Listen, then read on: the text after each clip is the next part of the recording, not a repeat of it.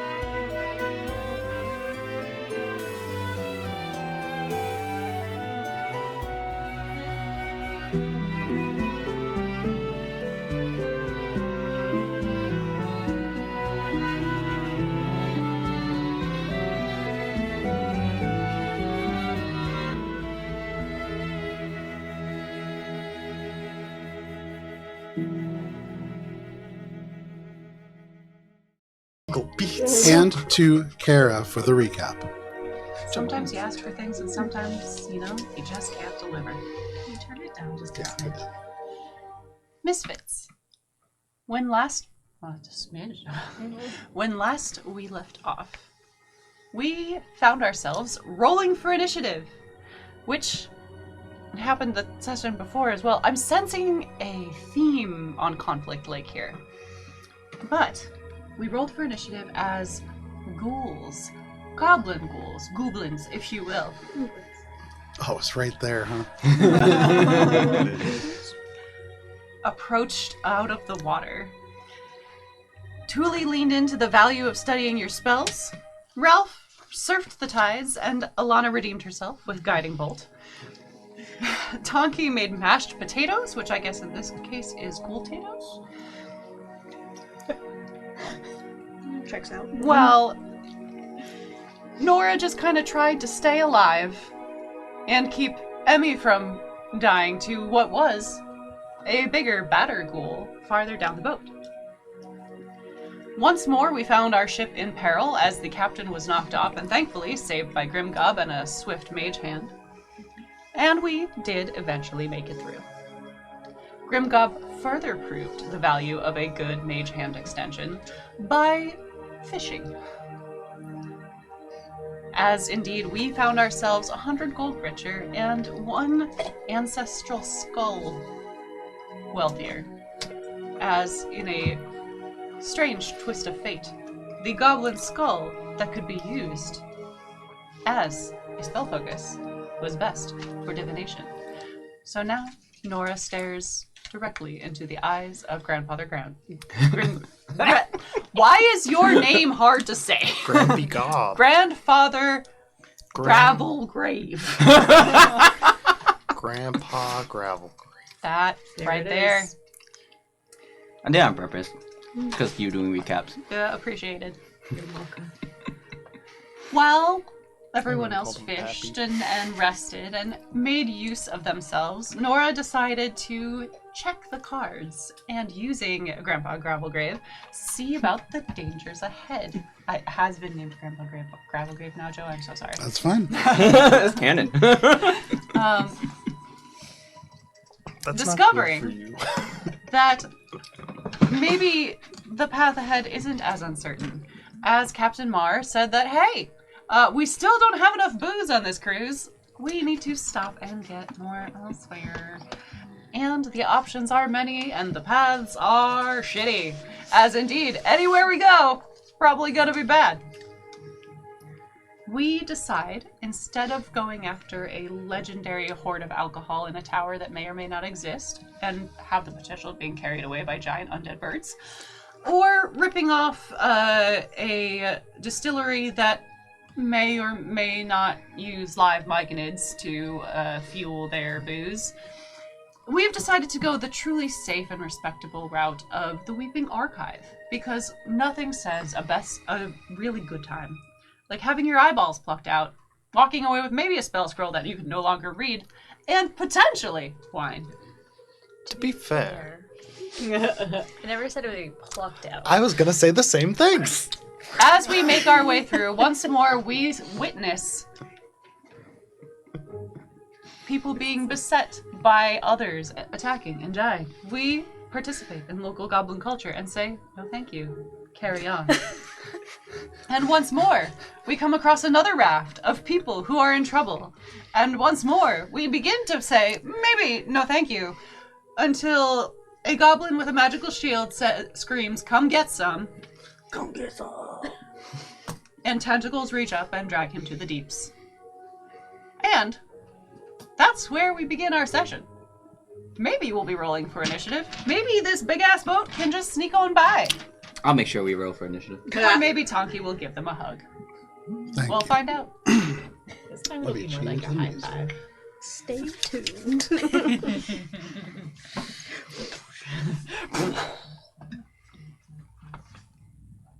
Okay. So for all of you now, as you continue forward and as you are moving along, it's growing darker around you.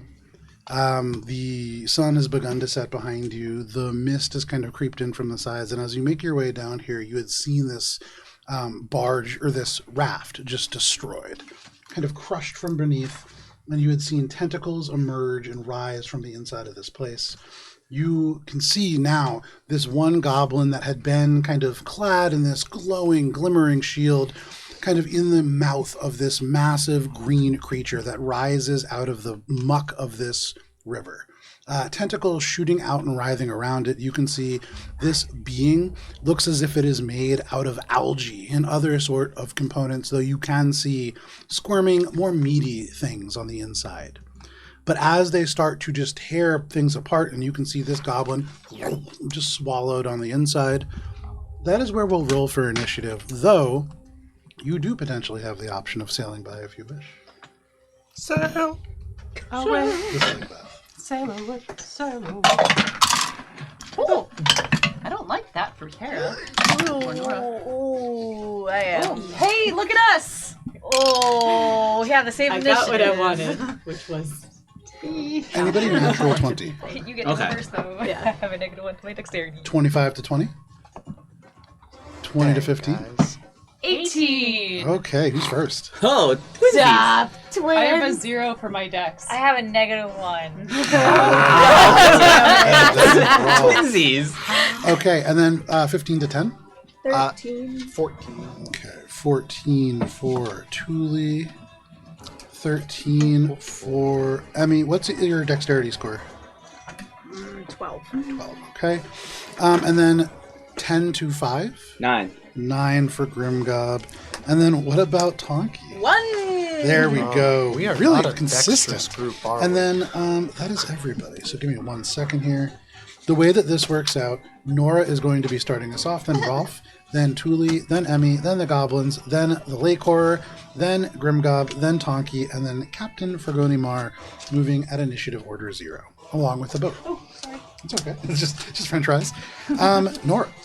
Yeah. Could have been all the rings. but- True. In this moment, you can see as the craft kind of lazily drifts, correcting towards the center, this creature explodes out. There are just goblins shrieking everywhere. What are you doing?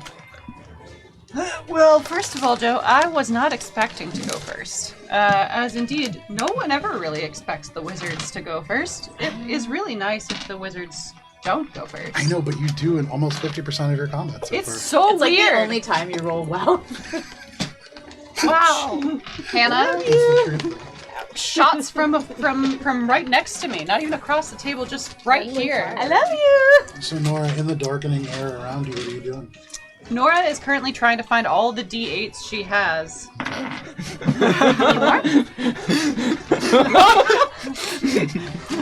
Unrelated, but kind of related. But what the fuck, Vince? What did he just say? Don't worry about it. I am worried about it. Don't worry about it. There are worries, man. You need any more? No. So out of pocket. 1, 2, 3, 4, 5, you 6, met 7. Nope, I have exactly what I need. It's not Sunday.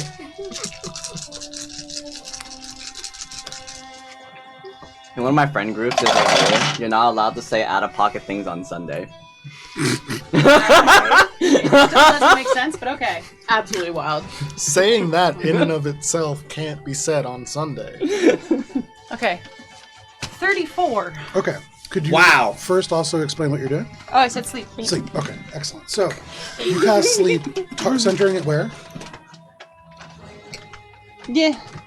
And that sleep radius is what? Radius? It's you choose a creature. Oh, it's you choose a Creatures creature. within a 20 feet of a point you choose. 20 feet of a point you choose. Gotcha. So you're choosing there, and which Uh-oh. creature are you choosing? I feel like you're just making it. No, this is the 20 foot. So find the 20 within a 20 feet point. Right. 20 feet circle? I don't Where is the 20 choose a feet creature. circle? I choose a point. Gotcha. Okay. So And you then choose it's the point. in ascending order of their current hit points. So I might just be putting goblins to sleep I unless think they're you're dead. making it I an think it easy meal starts- for the lake car. It starts with the most. It's in the creature- ascending It's order. in ascending order. Yeah. Descending Oh, would be starting with the most. Yeah.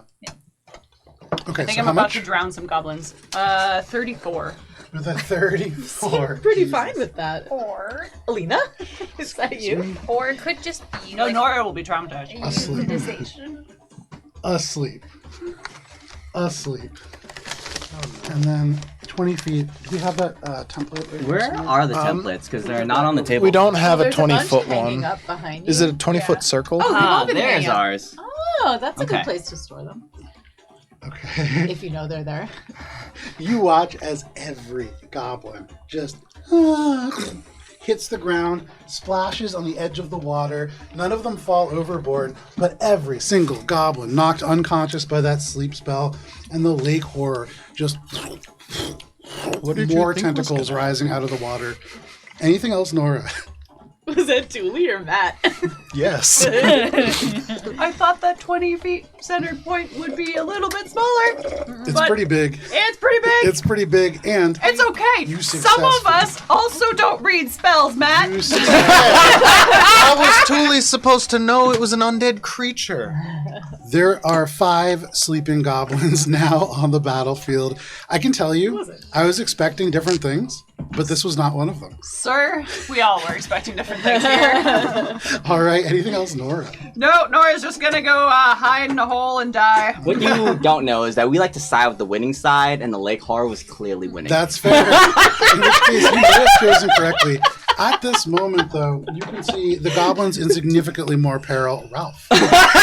what would you like to do as you see Nora just cast a spell and every goblin pass out? I think we have to help now. This does complicate things. Ralph is going to try to create a distraction by placing her spiritual weapon as close to the horror as she can get it. It's Okay. a 60-foot range. That is almost directly, or where are you standing right I am now? here. Okay, So I am not quite. Not I'm quite like there. here. Yeah. Yeah. And then it can move an additional 20 feet. So scoot that bad boy. Slow. Oh, it's within range. Not quite, unfortunately. Okay. The base is Oh, because the range. base itself. Yeah. Okay. So Actually, is this thing No, 4x4 the base. or 3x3? It's huge. So It's- it is 4x4. It is in base contact. no. I don't believe so. If it's 4x4, then these are the 4 squares Yeah. that it's doing. Give me 1 second. Let me just double check my stat block here. Yeah. Yeah, the base looks like it's a 3x3. Yeah. But it's centered. But if it's 4x4, yes. I thought huge was 3x3. You are correct. 3x3. Right, because large Alright, is 2x3. so yeah, it and is- I know that. Where because is this? Where is this thing then? Because it's in Then between. Nudge it's- it a little bit to the left. A little bit to like the left. there. Right there. Sweet. Okay. Cool. So getting that as close as possible. That was my bonus action.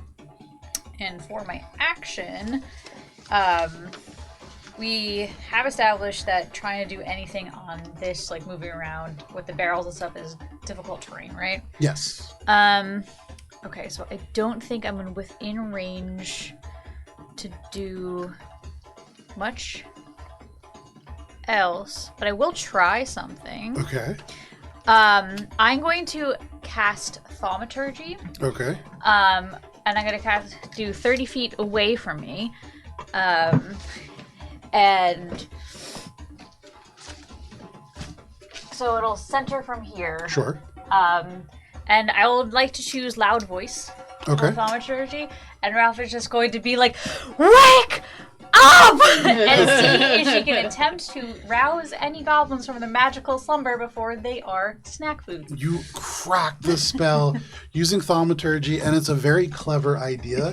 Though it ripples across the water here, it doesn't seem to wake any of them up. I But tried. a very good idea.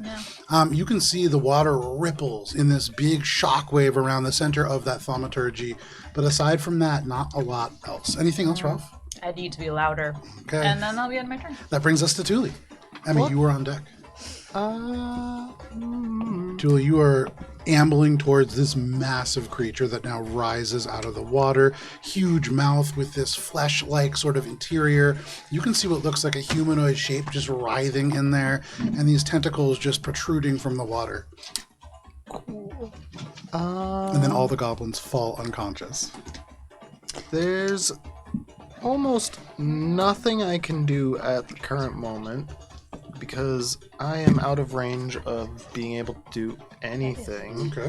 So I am going to hold my turn. Okay. You hold your action. What action are you holding? In Starfinder, you can delay your turn. But Oh in yeah, I D&D can't do. Yeah. Yeah, never mind. You have to clear. Could in previous editions, like 3.5, I think you could Yeah. move your turn later if you wanted to. Yeah. I guess in that case, I am going to use an action to try and determine what is this creature that is attacking Make a these nature check. goblins.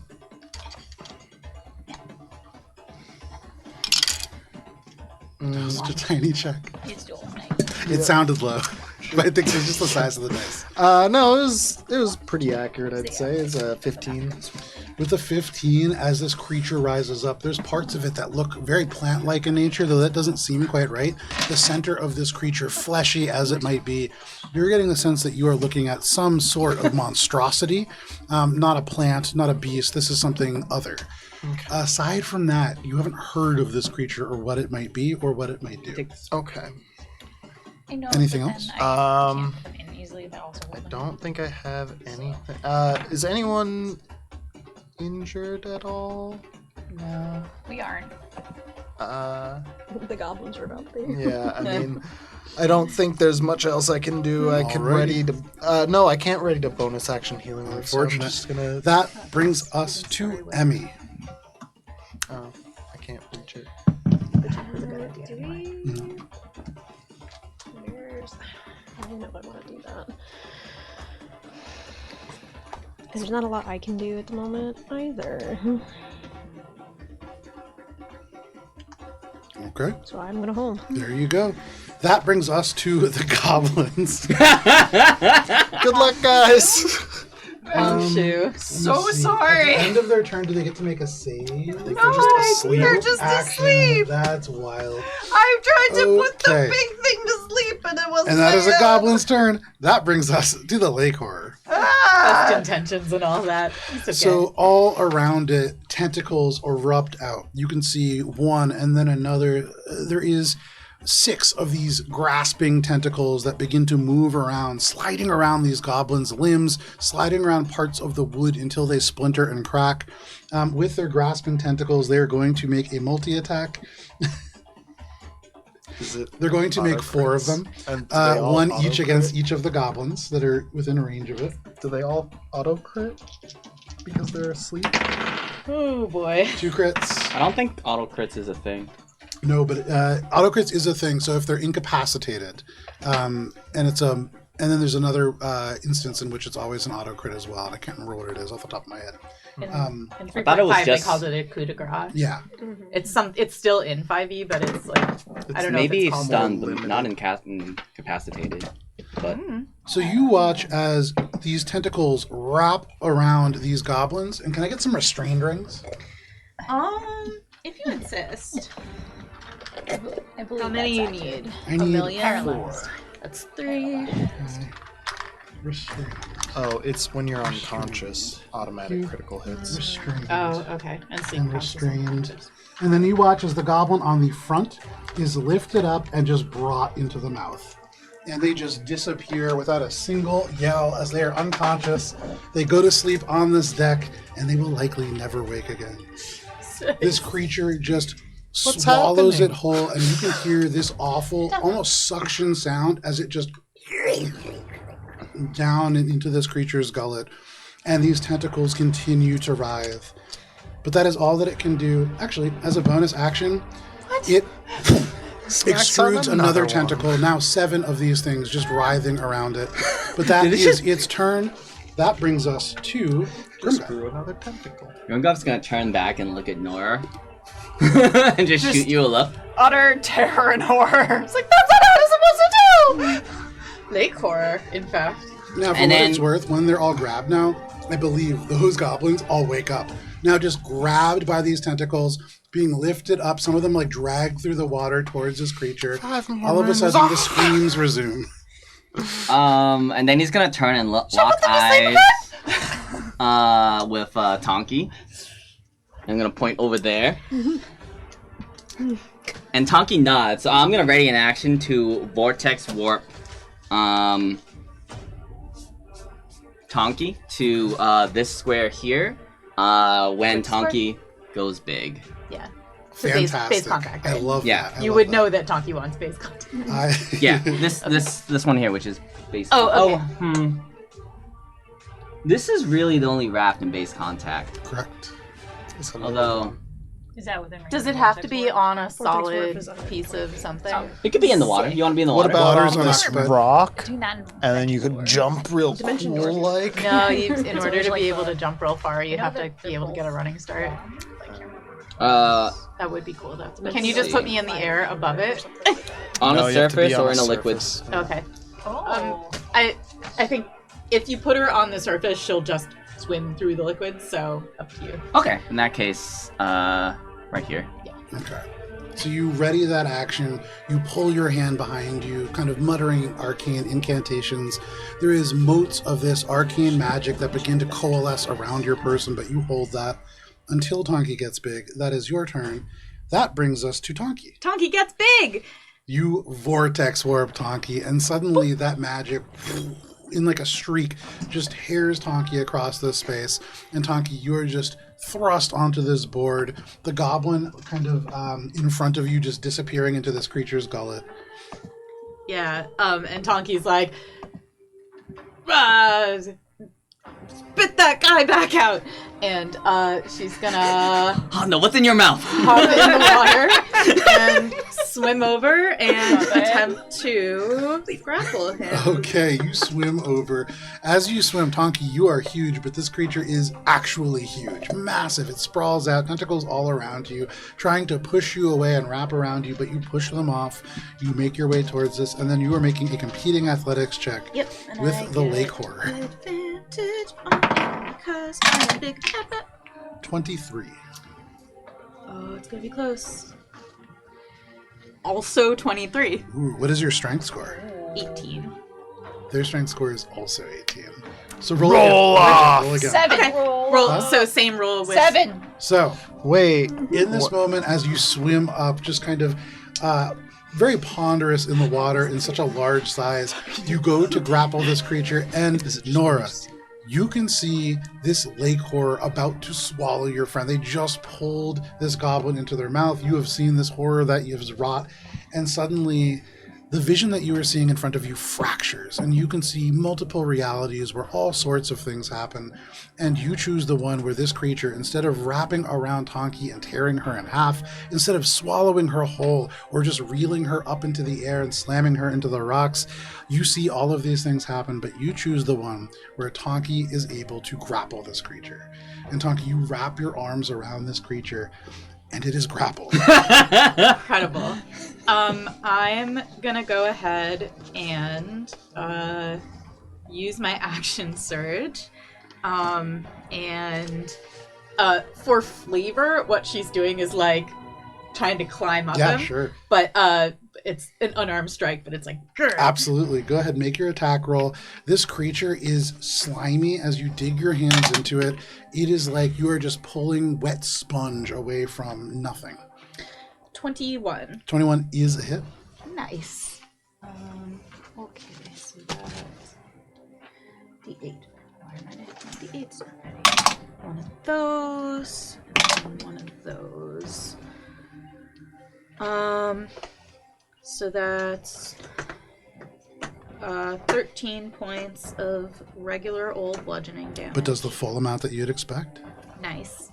And then as a free action, she's like, yeah! And that's my turn. Tonki has just broken the water line, climbing this creature. Every time that you dig your hands into it, you rip a chunk out, and it makes the sound of like a wet mattress being torn. Yeah. Just these big globs of this biomass. It is gross. It's like warty toad skin just made into thick, dense flesh, but you pull it away. It seems to do very little to this creature in the grand scheme of things, but that is your turn. This creature is grappled. And that brings us to Captain Fergonimar. This craft moves. They correct their path. 10, 15, 20, 25. And you all sail in this direction as well. That brings us to the top of the round and to you, Nora. Nora. Mm-hmm. There are still 4 goblins left for you to imperil. Mm-hmm. They are screaming, they are grappled. You can see Tonki grabbing this creature grabbing all these goblins. There's a lot going on. There's so much going on. You can see this divine weapon slowly just shining into battle. It glows off the water of this river. Uh-huh. What you doing? I'm looking to see which one would be better here. You know what? We're just gonna have it give me a good old wisdom saving throw for Toll the Dead, please. That's safe. Natural 20. Are you fucking serious? Of course I'm not. This is crazy. I feel very bad for this particular spell. Do you? It's just set aside. Yeah. That is a failure. Anything else? Cool. Nope. I got no bonus actions. All right. As this craft Bonus gets action closer and closer, and this, in the quickly darkening sky, what little light that is coming from the sun behind you, setting over the canopy of trees, it is being blocked by this creature now. It just blocks out the sun, kind of rising over you. But that is your turn, Nora. That brings us to Ralph. This is very cool. I want to do two things, but they both are bonus action speed, and thus is terrible. All right, so am I within 60 feet of Tonky now?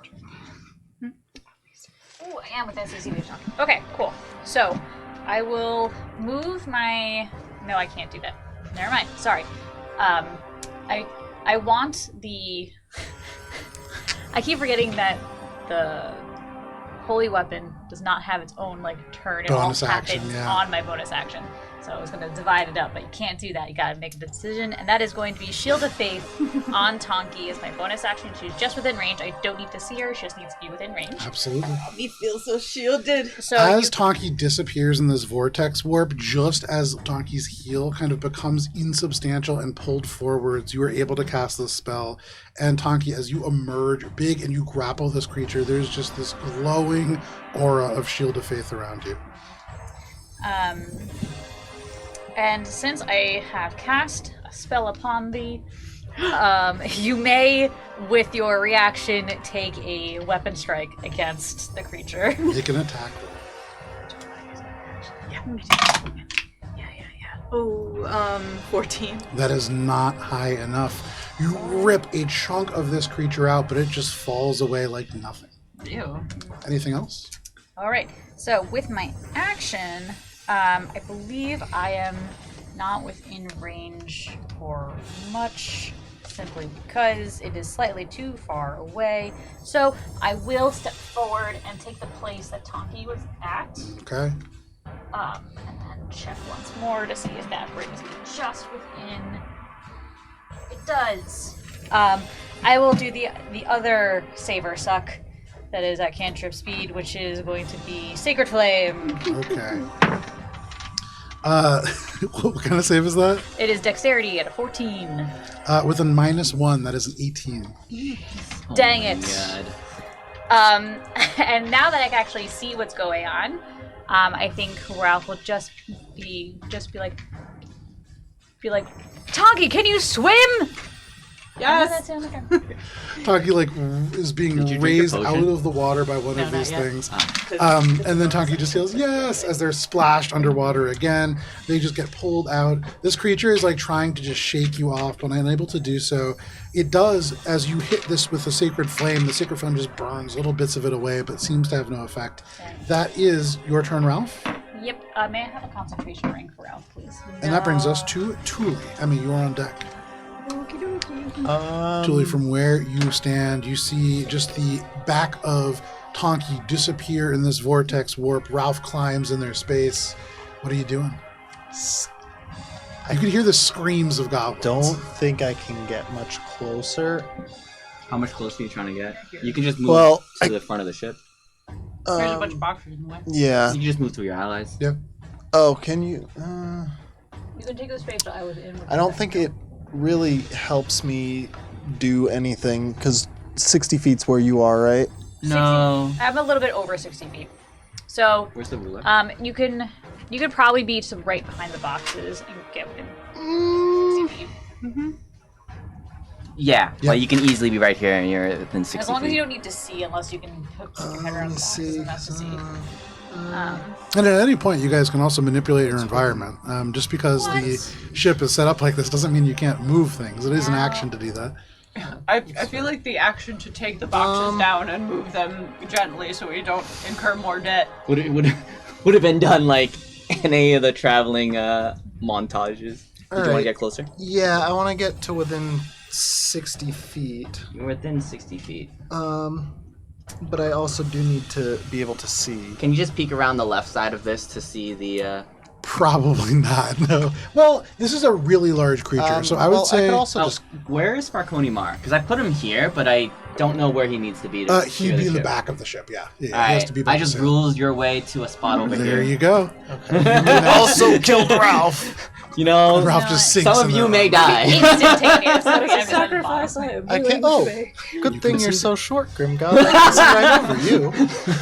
So Tula, you just kind of press your way past the rest of this party, still just kind of looking up at the clouds, kind of through the setting No, I'm sun. trying to see what's going on. Everyone's making a big hubbub. I can't see what the fuck this thing is. I just saw a bunch of tentacles flying up. I'm like, what is that? Nora says these goblins were asleep when I got And here. seeing that and seeing Tonki is now in big bonk mode. I am going to cast the tried and true Nathair's Mischief in a 20-foot cube.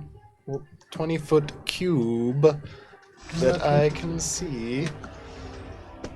Boop. Nice. Thus. Very nice. And here's my D4. So I believe that's this creature and Tonki.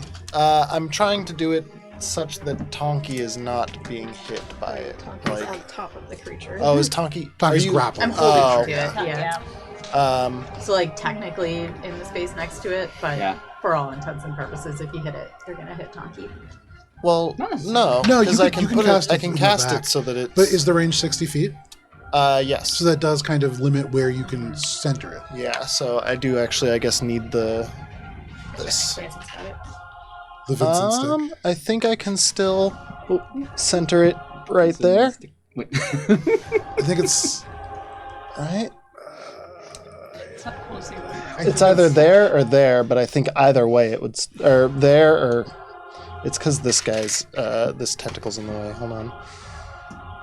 Am I lined up where my if you range can hit is? the back 2 rows of this creature and not the front one, then you can hit it without hitting Tonki.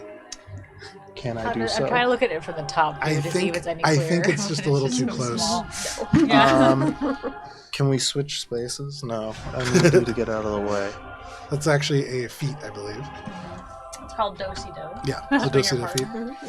Square Are dancer. you trying You to can rules borrow lawyer for an me? ally's space. Yeah, I'm trying to understand. I forget how 5e Space works, but if something's It's- 60 feet and Yeah, it just like, says 20-foot cube, is it the center that has the cube within 60 feet, or there one of was the like edges? a sage advice about this, I think. Yeah, some spells specify, but Yeah, this this one doesn't doesn't. say.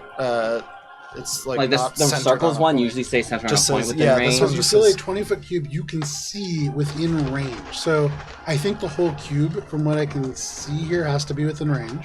Oh, that makes sense. In that case, you can probably just get this. If you don't want to miss Tonki, you just do this side and get two goblins as well. For sure. I'll do that then. All right. Absolutely. Yeah. So you roll this mischief. And you'll cube. have one. Over there. I'm so glad roll that your the women dice. can't be in Poland's way. That's gonna By be mischief and nonsense. It's nonsense. It's very serious. Drops of molasses It is hover in so the serious. cube, making it difficult terrain until the start of my next. So this entire section of the lake just I'll help you, eco-terrorism. Tonki. This molasses just across this whole space. It hits the deck of this goblin boat. Molasses is heavy. It just slams into it. These goblins, if they were not grappled, would likely be just way down into the Now water. they taste good too. It covers this whole space, making it difficult terrain. That Anything really else? only just makes it harder Julie. for the goblins. Making it tastier for the monster. Anything else, Tuli? That's it for me. Okay, as a party, you cast Sleep on the Goblins. You douse them in molasses. So far, you have dealt 13 points of damage to the Lake Horror. But that brings us to Emmy. 13 points. We're doing so good, guys. We're doing great. You haven't technically killed a goblin yet. Here's Attempts the have Vincent been stick. The one in its mouth? Did the one it swallowed not die? No, it became a tentacle. We haven't killed anyone yet! It's true, we haven't. The way it was described, part of my brain is like, it's kind of like a booze block, where as long as we get it out of it I'm before like, it gets blurp, digested, we're blurp. fine. It's like a Geppetto Something like situation. blurp, right? I'm going to cast Flaming Spear. 60 feet is here. On my bonus action, I'm going to move it. And I'm trying to aim for, like, the creature's mouth. Okay. Trying not to hit the goblins? Trying not to hit the goblins Okay. or talking. It's threading the needle, but I think technically possible as long as Tonki's in that far right corner. Yes. So that is a saving throw, I believe. It is a dexterity saving throw when it rams into it. I like that. In this, 15. with this party, That we will have to succeed, go on but record it still takes half as damage. not aiming for our party members. I mean, it is important.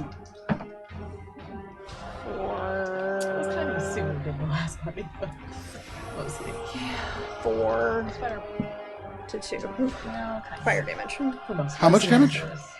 4 is what I rolled, but it's 2. Thanks, you gotcha. Okay. I was just trying to figure out where that came from. If it was 42 somehow. No, Okay. 4 to 2. No problem. With just 2 points of fire damage, this sphere kind of smolders, but almost instantly goes out. This is a very damp creature, and it smells horrible. It is just like moldering peat just burning off the space. But that is your turn, That's Emmy. okay. I'm keeping it there. It will last for a minute. There you go. And when it's turn, it has to make the save again. Okay. That does bring us to these goblins. Grappled, covered in molasses are these creatures. They're going to attempt to break free on their turns. That is going to be a stat block. That is a 12 and an 8. Those two fail. The other two trying to break free even lower. Oh, there it is. So you can hear these goblins screeching, screaming, "Help us!" as they try to free themselves, but they are unable to do so. Are they screaming in goblin or in common? In common. Okay. Almost certainly, having seen you guys, they're trying to get some help from all of you. Give me 1 second here. On the inside of this creature, you can see the sort of bulbous area below this mouth as like something happening on the inside. That is all of the goblins. None of them break free. That brings us to the lake horror. So on the start of its turn? At the end of its turn. End of its turn, okay. So with this fire kind of burning in it, it is going to move its maximum speed. It's grappled? It is grappled. Its And maximum Is speed is 0. grappled. That is true. It It's can moved its maximum speed. One too long. So it's currently grappling 4 goblins and it has 7 tentacles. So, I don't like that math. Yeah, I don't even know. first, can I see the Vincent stick? Yeah, sure. Everyone can see it. Oh, come on, man. It's not an open marriage. Wait, what? And everybody can see the Vincent. No, I know. I was saying it's not an open marriage. What? Ralph, Me. Grimgob, Great. Thule. Can I have all of you make strength saving throws? No, thank you. As these tentacles fire out of the water 5, 10, 15, 20, 25, 50 feet. These things can reach out. Ooh, that's a failure, Joe. I don't even have to know what the number is. That's fair. 9.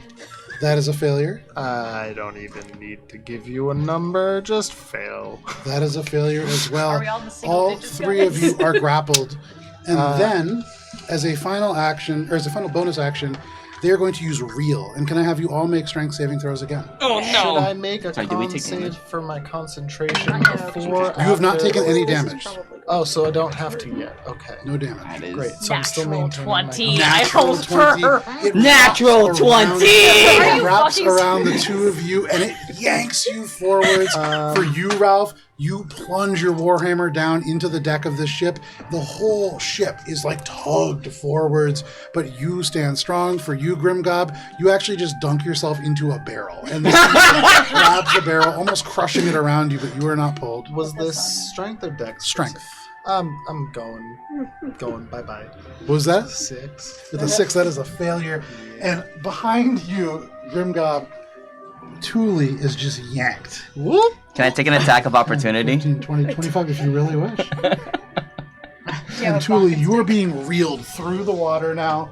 Oh, you're water skiing. Now, In this space. Kind of like splashing off the water so quickly as this happens. That water is their skiers. action. That is their still bonus maintaining action. concentration? You haven't taken any damage yet. Okay. Yeah. And so that is the lake horror's turn. Suddenly, these tentacles explode everywhere, and people are just being grappled. The goblins are grappled. You guys are all sort of grappled. A 3 would At be the end of very its turn, it needs to make a dexterity saving throw. We'll make a dexterity saving throw. That is going to be 15. That will succeed, but it still takes out. Go ahead and roll damage on that. I rolled a 7, so that is 3. 3 points of damage. This creature still looking about the same as it did before, but as these elements kind of burn away, the tentacles tighten on all of you. That is this creature's turn. That brings us to Grimgob. Grimgob, you are grappled by one of these tentacles. That's tough. Do I care about that? How much? It's gonna keep trying to reel you in, right? Yeah, probably. Glad we got You know that what? settled. The best defense is a good offense. So Grimgob's gonna go. Tongi! Put him in the blender! And he's gonna cast Cloud of Daggers right here. Fantastic. So right in the midst of this ball of fire, suddenly little daggers just fing, fing, fing, just appear into this space. They go through the fire, and as they exit, just kind of caught with flame. This is a swirling melee of damage of different types. The goblins who are grappled directly on either side of this, like, burning ball, and these daggers are just shrieking out, "Not us! Not us!" like holding their little hands up. That is a... It's gonna take damage at the start of its turn, Gotcha, and gotcha. also if it moves into the area during any turn. Fair enough. Anything else, Grimgob? I'm going to use my bonus action to use telekinetic shove on Thule Okay. and play tug of war. I'm gonna pull you towards me. You can choose to fail the save, or you can try to save. I'm gonna fail it, Alright. I think. Probably So- not paying attention to that. So he's gonna be moved like 5 feet towards me. So I guess my question is, any chance that unreels him? It doesn't unreel him, but you do pull him 5 feet back. This creature, the whole tentacle just Tug of war. You almost This is hear what it's in like the to air fish. here, just as it goes hot, and just almost like a guitar string, little bits of slime and algae just kind of firing off of it in all directions. If it's hot, it's easier to cut. Absolutely, and I would say, Grimgob, with that, you get the sense that you could simply attack the tentacles. These tentacles probably have a pretty high AC, but a very low HP. Probably can't be targeted by mind-affecting things either. You could target the tentacles specifically, or you could use an action to try to escape. Okay, Options well, available to you. my turn's done, so I want to say... Ralph, can you break that tentacle that has Thule? That brings us to Tonki. Alright. Tonki, as a free action, in Goblin, is gonna scream out, "Don't worry! We know it might not seem like it, but we're here to help you!" Oh, in Goblin, shout sorry. out about in that. Goblin. Sleep. In Goblin, one of them is just going to yell out, "They just swallowed Tongus, and he's the bravest of all of us!" Oh, not Tongus! Don't worry, I'll help Tongus. And for flavor, she's gonna. Well, how close is Tonki to the mouth part? You're like direct. It's right in front of you. All it's right, right I here. would like to punch into its mouth, like to just punch it. Punch Yeah. it in the In the mouth. That's an uvula. attack. Yeah, like in roll. the uvula. No, Ah, no, so I know. it's a girl I was- face horror. Oh wait, sorry. The first thing that happens in my turn is it takes 4 bludgeoning damage because I'm grappling it. Absolutely. You squeeze it, little pieces of its flesh over your arms. All right, and we're gonna try to save Tongus, and that's a 12. That is a miss. We That's a good save try. You Tongus. just punch, and your whole arm to your shoulder just, and just you pull it out. This hole just closes. So many noises. I was gonna make sure to say that I was gonna pull my arm out again because Trixie. Yeah. Okay. Do you get damage at the start of your turn to grapple targets? I did did, it already. yeah. Oh, okay. I think that's all I can do. Okay, this creature quivers for just a moment as you hit it, but not a whole lot of damage. Anything else, Tonki? No. Okay, that brings us to Captain Mar. He is going to...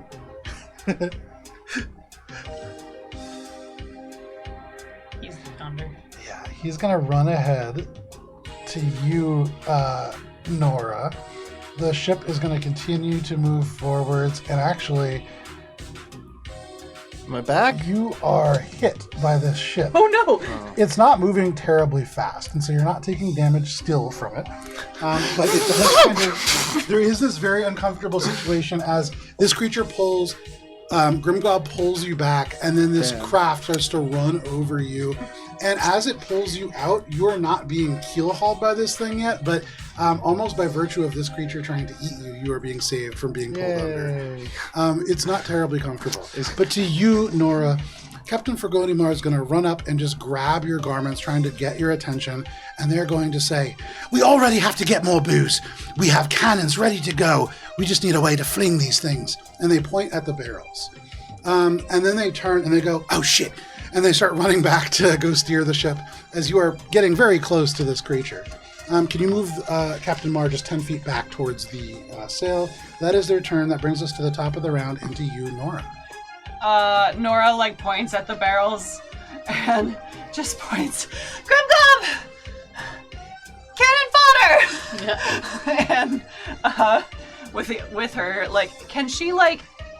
She can't see from where she is, can she? From where you are, you can see like tentacles. You can see one of these goblins. Is that enough for a magic missile? The tentacles? I believe magic missile. You don't need to see to hit. You do, because like I cast magic missile into the darkness.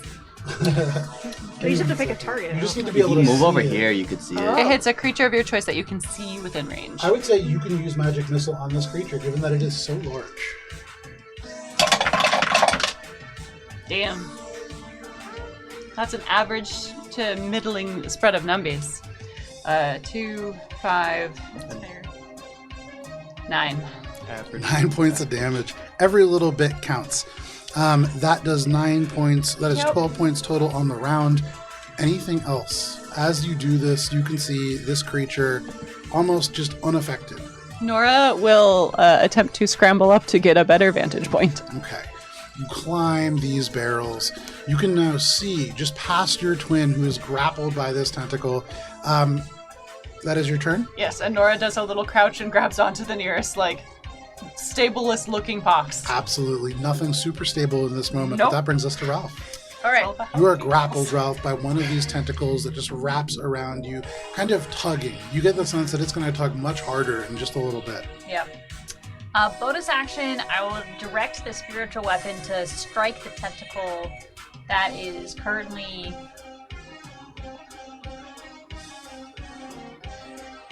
Sorry. I just reassessed Tuli's position, and I'm wondering if I strike this now, he's just going to immediately sink. But I'll trust that Grim Goblin's there. And will hopefully prevent him from drowning immediately. I'll direct the weapon to strike at the tentacle. Make an attack roll. This is a very long, narrow tentacle, so you imagine hard to hit, but it's not beefy in any way, shape, or form. Yeah. I don't think rolling a 6 on the die, no matter what I plus Almost that, certainly not. is No. not going to happen. Okay, No. so that didn't happen. So instead, she'll just look directly at the big creature, and just guiding bolt it. Sure, make your attack roll. Guiding beat at second level because that's all I have left. Okay, it's +6. Would a... Dang it, 15? That is a miss, just barely. You can see the guiding bolt hits the top of this creature's bulbous sort of dome-like head and just bounces off into the dark sky. Anything else, Ralph? I think in frustration, as she's grappling this giant tentacle and trying to keep her feet, she's gonna be like, "Nothing's working!" That is a free action, and that brings us to Tuli. Tuli, you are grappled. You are in the water. This craft is threatening to run you over. What are you doing? So I still have the thing up for now, because my concentration is up. Absolutely. It's like here, so I think moving it doesn't really change much, right? Like it's still hitting this guy, and that's really what I want. So Roll your d4.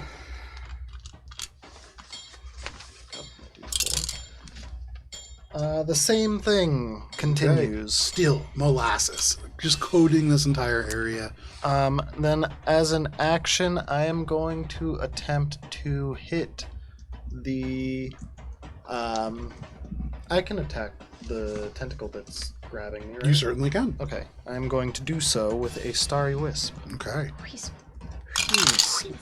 Nice. Does a 21 hit? It certainly does.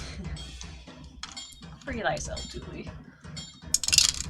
For max damage, 8 points of starry wisps. With 8 points of starry wisp And damage, it's glowing. which is radiant. It is not, because you snap this tentacle. It just, and there is just this, as it rolls back into this creature, it just wriggles free and just breaks into almost nothing around you. Just slime that just oozes down your body. You are now ungrappled, but you are in the water. I'm like right next to the boat though, so can I use my movement to climb back aboard? Yeah, difficult terrain.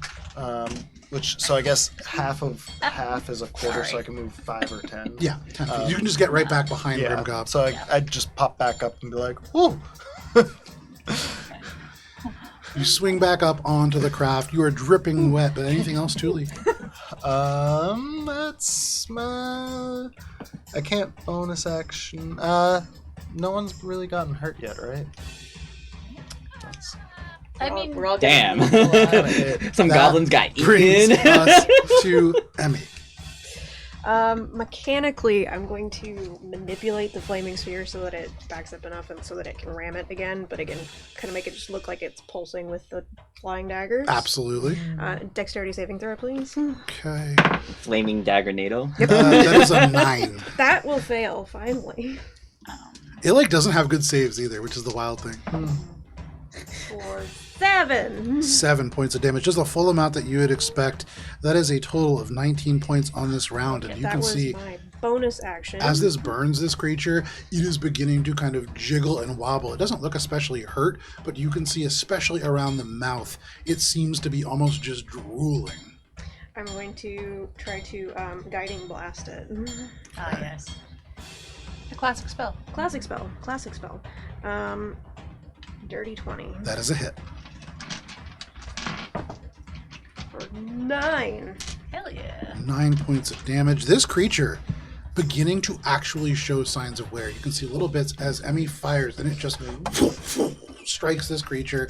Little burning patches now smolder with radiant flame, and this creature is starting to look hurt. But even more pressingly, and probably unfortunate for you, Tonki, the mouth directly in front of you, this drool running down your chest already, suddenly it and it just spits up all over you, and this goblin is just fired into your body. They are half dead. Tongus. But they're half alive. Yeah, They're also Tongus. half alive. Gotta be an optimist. Goblin Here's half goblin. full. Goblin is You are nothing grappled but by this creature. This creature grappled by you. This goblin just spit up into your chest, digestive enzymes sizzling off of them, the shield glowing, completely undamaged. They turn and just kind of spit up a bunch of this goop, and then they just go, "It's Tongus the Brave!" And they turn up, they reach for their dagger. It's not there, Tongus. but they just go, "Ah!" And they just get ready to fight. Tongus joins the initiative. Tongus. Brave. Tongus joins the initiative above Grimgob at 10. Oh, I do. Hold on, I gotta add Tongus Tongus to the Tongus. chart. Tongus the Brave. Pay some respect to the name. That is We have a Emmy. ring for Anything else, Emmy? That is unfortunately all I can do this round. Right, So. still plenty. That brings us to the goblins. Unnamed goblins. All 4 of the goblins who are grappled are going to attempt to break free. 2 on the left.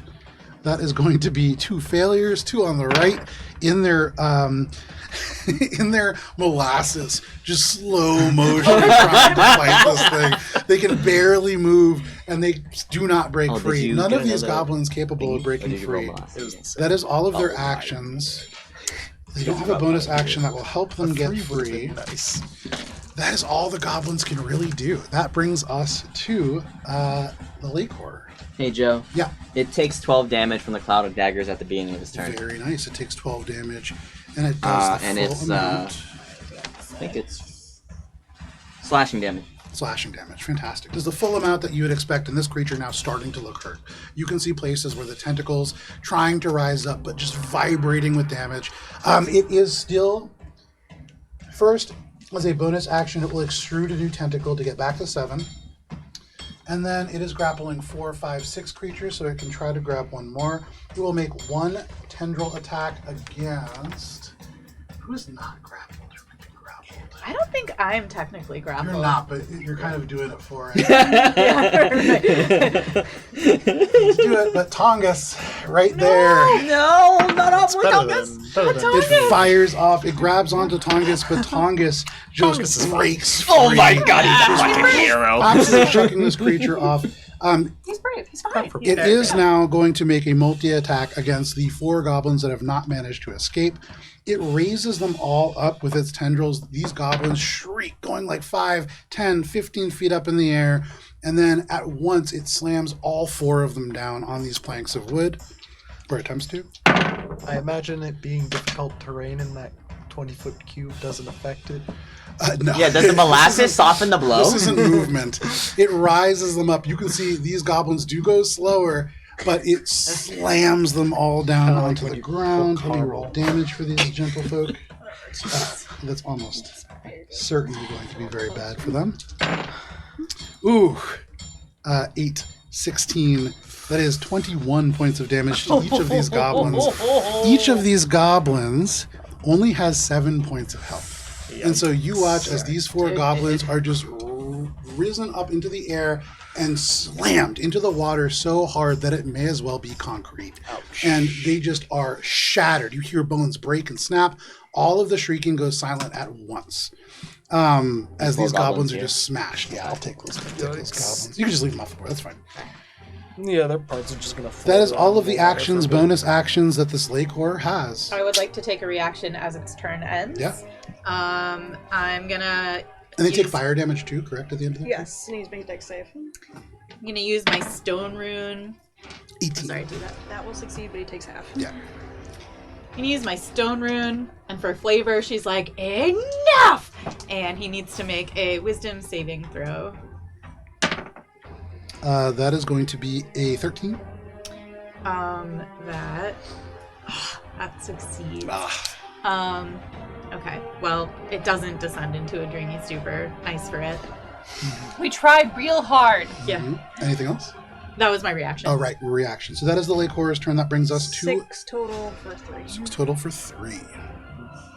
That brings us to Tongus. At the start of their turn, they are going to rage. And then they are going to make a single unarmed strike as their weapon is gone. Tongus. And that is a love natural tiny 1. barbarian. And so you can see they look at this creature and they just say, "Come on!" And then they just headbutt it and their head just disappears. And they pull it free. There is this, their mouth full of this creature. They have just torn a bite away, but does no damage. And they look a little bit sick at the end of that. That is Tongus' turn. They continue to rage. That brings us to Grimgob. Let's see. Just use like a very green Nora. Connie, is all the stuff in the front okay to throw at it? And I'm gonna point to these like crates and barrels on the front. From the back, you can hear Captain Mar just says, "Do what you need to do!" Bring us closer! They crank on the till. This thing slowly begins to fill with air. They're doing what they can to bring you closer. Alright, and then I am going to... Unfortunately, I did not prep the easy cannon spell, what I can do right now, so I'm just gonna throw a firebolt at it. At the creature. Yes, at the creature. You're not just going to detonate your whole ship. I mean, You have to ask. I can see Grimgob as a Yeah, that's why you got to ask. Let's see. And, yeah. Let's see. Does a... What is my attack? It's been a while since I threw an attack. Of any sort. You're in, right? 19 to hit. 19 is a hit. Okay. 9 fire damage. 9 points of fire damage. It burns on this creature, and for once, it does not go out. You can see little bits of flame from you and from Emmy's fire just crawling up this creature's side. It smells horrible. It is like a mixture of burning hair and just old mud.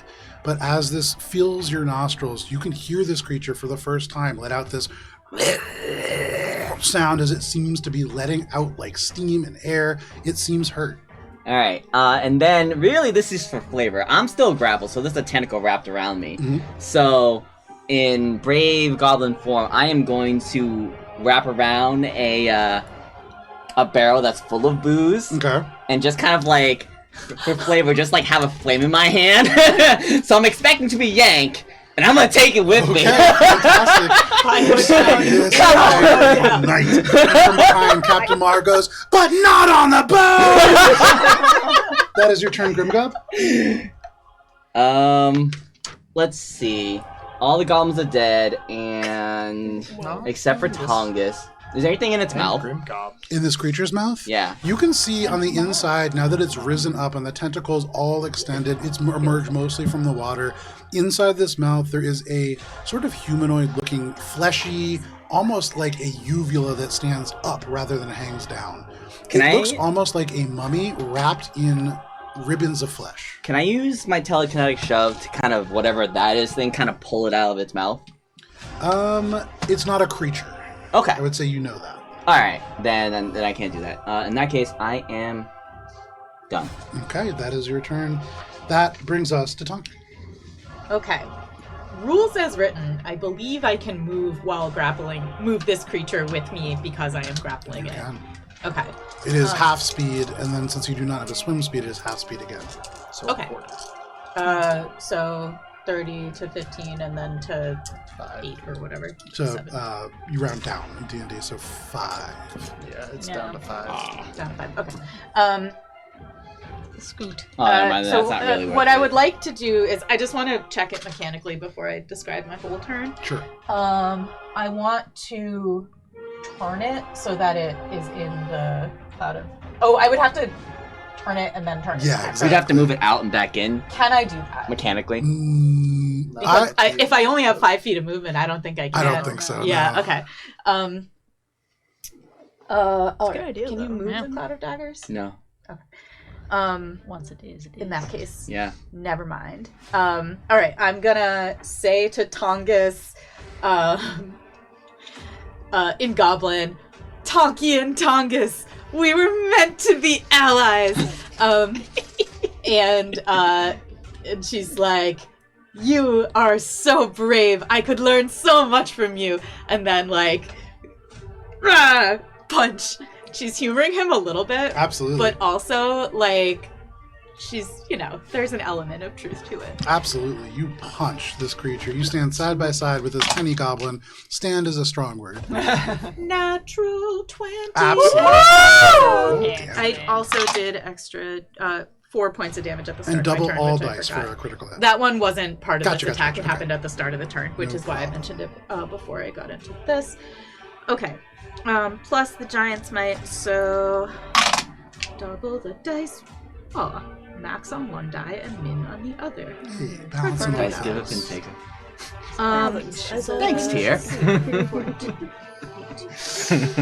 18 points of bludgeoning damage. Very nice. You, in this creature, is almost swallowing you whole. You have it grappled, but the mouth like slowly, almost shifting to move around you.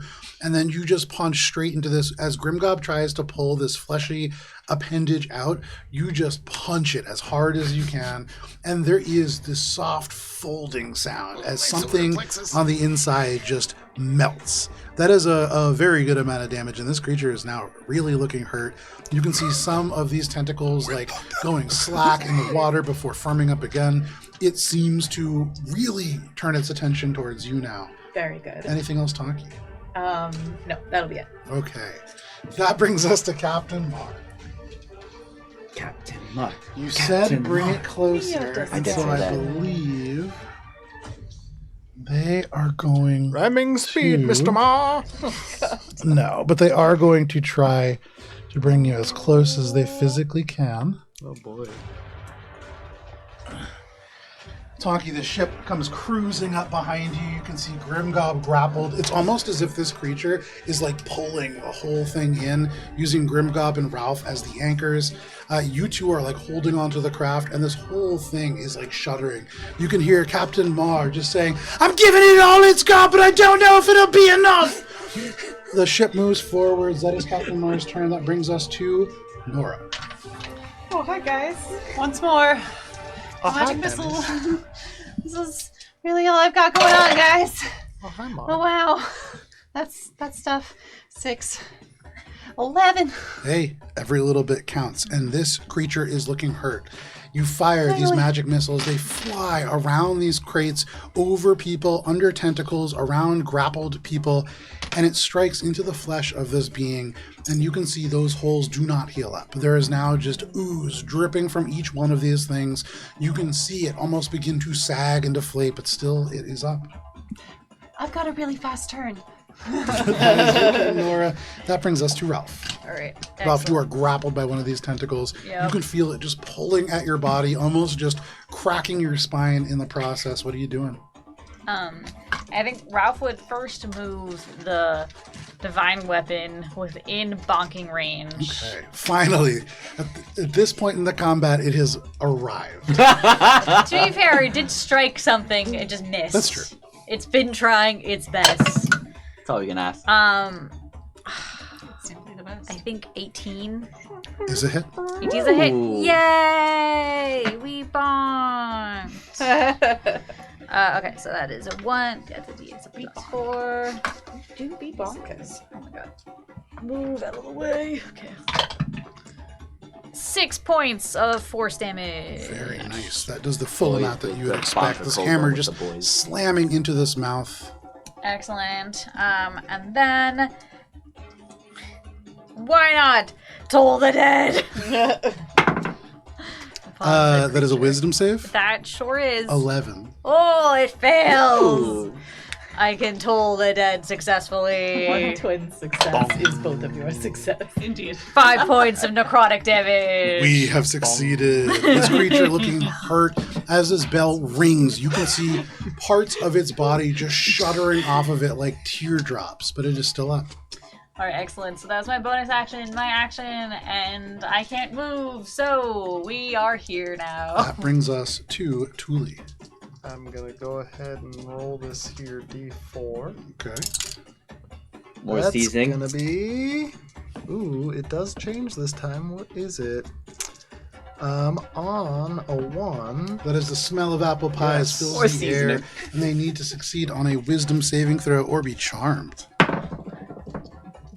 That is an 18 on the die for a total of 21. That Aw. beats it, for sure. Oh wait, 21 is bad. Sorry. And so as the apple pie fills the air, Tonki, you get hungry, but that is all that happens.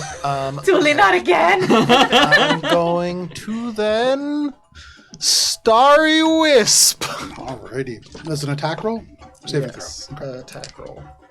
Perfectly good attack. For an 18? That is a hit. And that's gonna be 5 points of radiant damage, and it is dimly lit. This whole creature, it is a tiny little wisp that just into this, and then the whole thing begins to glow. It's like one of those lamps with the holes in it. Absolutely, and it is That's so really good. dark in this space that now it just shines little points of light on all of the stone features. It is like the night sky just expands across this I mean, technically, the waterfront. flaming sphere is giving off light. Also true, yeah, that is definitely casting the most light in the Like space. Star Wars. And Yeah, then very much. as a bonus action, I am going to say, stay strong, sticky goblin, and cast Healing Word on Tongus. All right, roll healing on Tongus. It's the new Stay Wild Pony Boy. Stay Stay golden! Oh no! 6 points of healing. You flood him with health. Absolutely, you can see it's like he grows 6 inches taller. Anything else, Thule? That is it for me. All right, that brings us to Emmy. We're gonna rinse and repeat since Thule just took care of the goblin. There you go. You back up this flaming spear and just slam it back into this creature. I didn't know I was Dexterity supposed to kill saving him. throw. That is going to be a 6. That is a failure for max damage. That is 12. Nice. Max damage. And Emmy, tell us how it happened. With that, like the mixture of the daggers and the fire, it just sparks out and finally catches and ignites. Fantastic. Burns. These little daggers just on fire, almost like a blender going through this creature, and it is just torn to shreds in this last moment as the daggers out and the fire out. This entire creature just explodes. There is little debris of goblin parts from past meals that just strike the stones, strike the ground, little bits of fish, little bits of algae just across this entire space. The bones that you see are not of this creature. This seems to have almost not existed. It is just biomass across this river. But as Tongus breathes heavily, just kind of looking around, the rage subsiding in his tiny little eyes, because it is 8:30, this is where we're going to step away for a quick break, and we will be back. There'll be a countdown on your screen, and we will be back at the end of it. We'll see you then.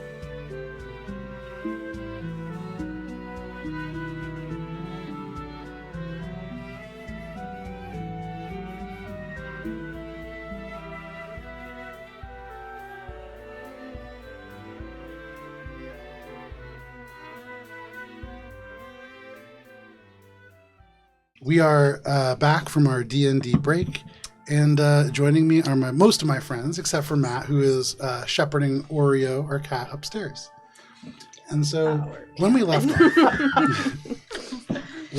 off, you had all defeated the lake horror. This creature just scattering into a million droplets of like biomass goo that just strike the surface and float almost like oil on water. You can see this lone goblin now, the shield just glimmering on their back, breathing heavy in front of this creature before they kind of slide off and land on one of these floating wooden platforms. Captain Marr folds the sail down, kind of bringing the ship to a stop in the midst of this sort of debris field. What are you all doing? Tonki is going to lift up, while treading water, she's going to lift up her new best friend, Tongus, and help him get onto the raft, and then she is going to get regular size again, and then climb up on the raft after him. Okay. Assuming it can hold her. She always has her free action, can it hold me? It definitely can. Okay. So you kind of throw them up on this piece of wood, you climb up alongside. They turn to you and they nod and they just go, thanks. All right, I gotta find my axe now. What was that thing? They turn, they look at you, and they just go, it was a lake horror. I'm looking in. Can I grab a little sample of what it's like the debris is dissipating? It's like floating on the water, almost like little droplets. I want to kind of inspect the biomass and see if it's like, what is this thing actually? You've already made a nature check. You probably, like, if you want to collect a sample and then later kind of look at it more, that's certainly that's that's what I want. Do you have like a vial or something? I want to see, I think I have like jars in, would I have it in my, You would have it would be in your inventory if you... Yeah. You probably very have a canteen. Billy coded, by the way. You most likely have a canteen of some kind, or because a water I can. have Just don't make that mistake. Cool. I have the always do quill that in and front of my ink. class. No. You have some oil, Water- so Yeah, I water have coloring. oil, I so you want I to can just use the- dump out what's in there and then use Just that? pollute with it. I would probably dump out the water skin.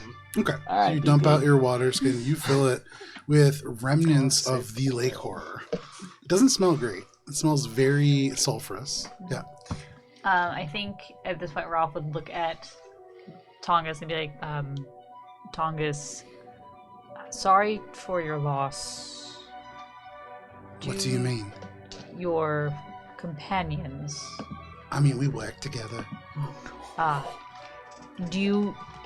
Were you close enough to know what they wanted for their last rites? Oh, I mean, the typical goblin last rites. Let's see if there's anything left in their pockets, I guess. Do I know what typical last rites are, Goblet? Apparently. I was asked the same question, really. Make a history check. Okay. I would say you don't need to make a history Yeah, I was like, You are goblin. This is your culture. Yeah. There isn't Those a are tremendous. It depends on the tribe. Very much so. There are certain tribes where death is very important, and so there are really elaborate rituals that go with it. For most goblins, it's waste not, want not, and that really is the sort of last rite. okay. Can I identify what tribe they are now that we're closer? See their ship, see Tongus? Make a history check, and you do get your thing. Oh, I love getting my thing. Lay eyes upon Tongus. Oh no. 14. Okay. Yeah, that's a goblin. It is just a goblin. You can see Hey, based no, on their garb. you've emigrated. They are likely aligned with the mire claw. Just they have some elements of like toad skin in their clothing, but not overly. They're probably aligned with that clan as a larger clan. They're probably I from see, the but they're smaller- not like high up. That's why No, they don't have any certainly toads not. on them. Certainly not. Yeah. Okay. The typical right. I go also to loot the other goblins. Make an investigation check. You said you lost your axe? Anyone vocalize Nods, and he typical rites? Points to down me? towards the water, and he just says, "It must be in there somewhere."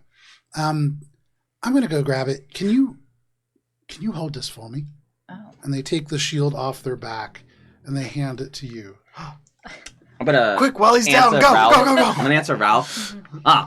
Generally, unless it's a specific tribe thing, it's waste not, want not. and he dives beneath the water. Okay, at that, Ralph will just kind of nod after Oh a my God. small sigh with Nora, take out her like very cryptically written book of rules, thumb to her a new chapter, and just start writing Goblin Law.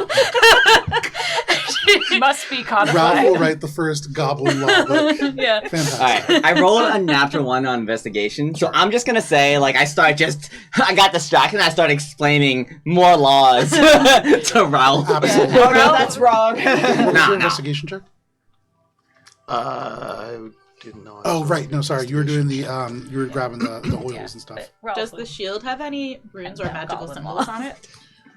Yes. Do you read Infernal? No. You can see that there is some very old infernal runes.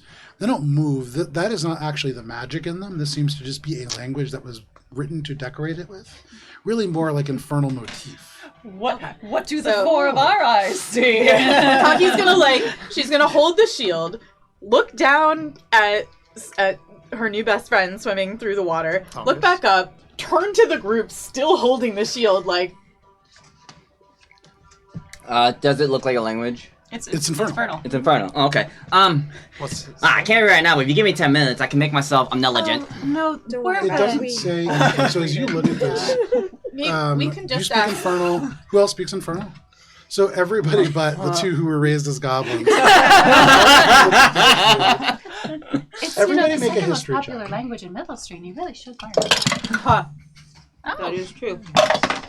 Nora, please, me can barely speak common. What is this? History? Yes. I believe that is flat on the soldier. Stop. No, it's 2 now. 18. Okay. 16. 21. Oh. I wonder if there's a way I to mean, go to the Ralph, library and learn a new The language. two of you have seen this dialect of Infernal before. This is the kind of Infernal that is spoken by Minotaur primarily. And it's an older language. Most Minotaur in modern day Mythalstrean, if they do speak Infernal, it's not usually this style. This is very, very old.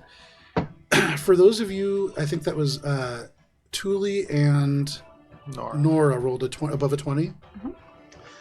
The iconography that you are looking at is from an ancient city. A city that was called Obra City. It was built by the Minotaurs as a monument to their ingenuity. It was kind of their only attempt at going against the sort of more nature-driven Minotaurs that you all know now. And artifacts from Obra City are highly sought after by Minotaur. It's sort of a historical artifact in and of itself, and likely that is where the magic comes from. Did you say the city was underground? No, it Obra was- City was built by the Minotaurs Going above against ground. going against the nature alignment. I think that's the typical nature alignment. that's where my brain went. Like, must be underground then. Like, oh, that's a very interesting shield, Tonky. I think I saw something about that in a museum. That's from Obra City. Minotaurs. You think that? Oh, Minotaurs! Yeah. Oh, me can't wait for Tongus to get back so And we can Tongus ask just him. erupts from the water. Oh, he Tongus! probably They're doesn't know what it lugging up is. what is just a normal hand axe, but for them a two-handed weapon. And they just hoist it onto their shoulder and then swim to the raft. What you say? What? Oh, he probably doesn't recognize the significance. Oh. Why? Because he's a goblin? No, because it's very valuable, so he probably would have sold He it. by loops one leg up onto the raft and he climbs up aboard. He's gonna reach down and help him up and then hand him back his shield. He That's fair. he slings it on his back. He takes his cool axe and he puts it on his side. He nods to you. This really cool shield, Tongus. You're a really cool guy. Thank you. The shield is cool, but the axe is way cooler. Ooh, can we see? Me love hand axes. They take this axe and they show it to you, and it is just a mundane axe. But they say, this is bonker. And pretty much anything that I hit with this goes down pretty hard, except for this guy, of course. Oh, That's this, only because you didn't have the axe at the time, right? Probably. Yeah. No, I could have taken this out all by myself otherwise. But you all did pretty good, so thank you for that. we were glad to have your help. Is They this nod. this is a magical shield? Yes. Yes. Hey, can we buy that shield from you? I mean, I'm Yeah. not really in the business of selling shield, but I mean, what for what? Well, we kind of saved you. Let's see. Not really, because you could have killed it once you got your axe. I also just didn't need saving. They all did, and you didn't save them. That's true. I don't know. I have 4 gold in my hand. You want 4 gold for it? Oh, shiny. You don't need the shield. Make a diplomacy check. What is happening?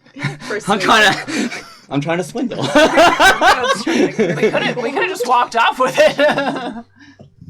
I mean, not gonna not kill really. me, We're new on friend. a boat.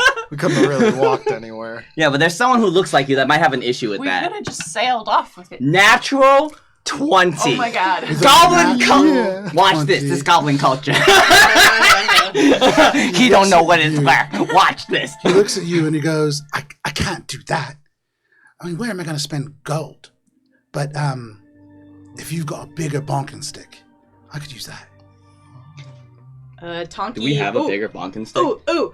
Tonki slings off her backpack and starts looking through it, and she and as she does, she pulls out in order to show to him a hand axe, a second hand axe, and then Warhammer. She's like, how about this? That's beautiful. You want to trade? He looks at the shield and he just kind of clang, hits it on the raft and goes, yeah, no, I think that'll be better. He gives you the shield, he takes his hammer and just straight into the ground. But slowly, despite his size and despite the fact that this hammer is larger than him, he does manage to grab it in both hands. He has to wrap it around like he is holding up like a carpet or something large that you would carry, and just barely able to keep it upright. But he says, thank you, this is perfect for me. Oh, me so happy. Me also think this perfect for us. And she looks around, and I think the only person she's ever seen use a shield is Ralph, right? So she's gonna look at Ralph and be like, Ralph, you want a new shield? Sure. Comparison. Make a wisdom saving throw. Oh, why? What was it, Kurt? Oh no! Oh god. 10? You go to hand the shield to Ralph, Oh, but no. your fingers will not open. Uh-oh. That Ralph Oh! and that Ralph would want to take this from you makes you a little bit mad. Tonki, you don't get mad super easily, and that feels strange to you. And you can see as you take it from Tongus, there's like this wave of relief that washes over his face. And the kind of rage that seemed almost hunched in his shoulders, balled up in his fists, just relaxes. Hey, Tongus? Yeah. This shield ever make you feel, like, big mad? I mean, I've just been mad for the last, 3 or 4 years, pretty That's much. When you get this shield? Probably about 3 years ago. I would like to start ritually casting Detect Good and Evil while this interchange goes on. Excuse me, friends. Me finger's not working no more. Oh. Let me see. I try to take the shield. The same thing occurs. Arr! Oh, me not know where that come from. Can I try to inspect more closely the Alright. magical I go back to properties you. of this shield? Alright, take Make an note. Arcana check. I just got out goblined. This goblin looks around and he goes, wait, what's going on? Another dirty 20. Dirty 20? It might be cursed. As you look at this, as Tonki goes to take this, the shield itself, the infernal runes, just kind of flicker. They don't yes. quite focus. There is something off about them. Something is off about this whole thing. Oh. Something is off about this whole shield. Working on Yeah, it. me not feel so good. Ralph continues her ritual casting of Detect Good and Evil. This To goblin- confirm, whole thing, whole shield? What? You said something is off about this whole thing. Correct, the whole shield. Okay. Infernal runes say anything? Like, is it... It's decorative and it Words or- speaks to this city, very much like this belongs to somebody important to the city itself. When they seem to resonate or hum, you said, right? Would that indicate some sort of activation of a magical property? Certainly, yeah. Okay. But I couldn't discern that without further... Certainly not, no. Can I make an Arcana check to understand the nature of this magical item? You could certainly try. Do I get a thing? You do not. Really? No, you do not. And that strikes you as weird. What you are looking at is certainly magical. Almost always in your training, something comes to mind that would be familiar. This is not. 8. And with an 8, I rolled really bad. nothing is coming to mind, and that's weird. It almost feels abnormal. Yes. Do I get my thing with infernal runes? I have to remember. You have 2 things that are very different. I have a thing about arcane symbols, but I have to be able to read them. Oh, never mind. Yeah. My That was why I asked if there were previous any checks, arcane would I symbols on be it. He able asked me if to I know knew infernal. roughly how old this thing is based on how old the city would be? Like what era?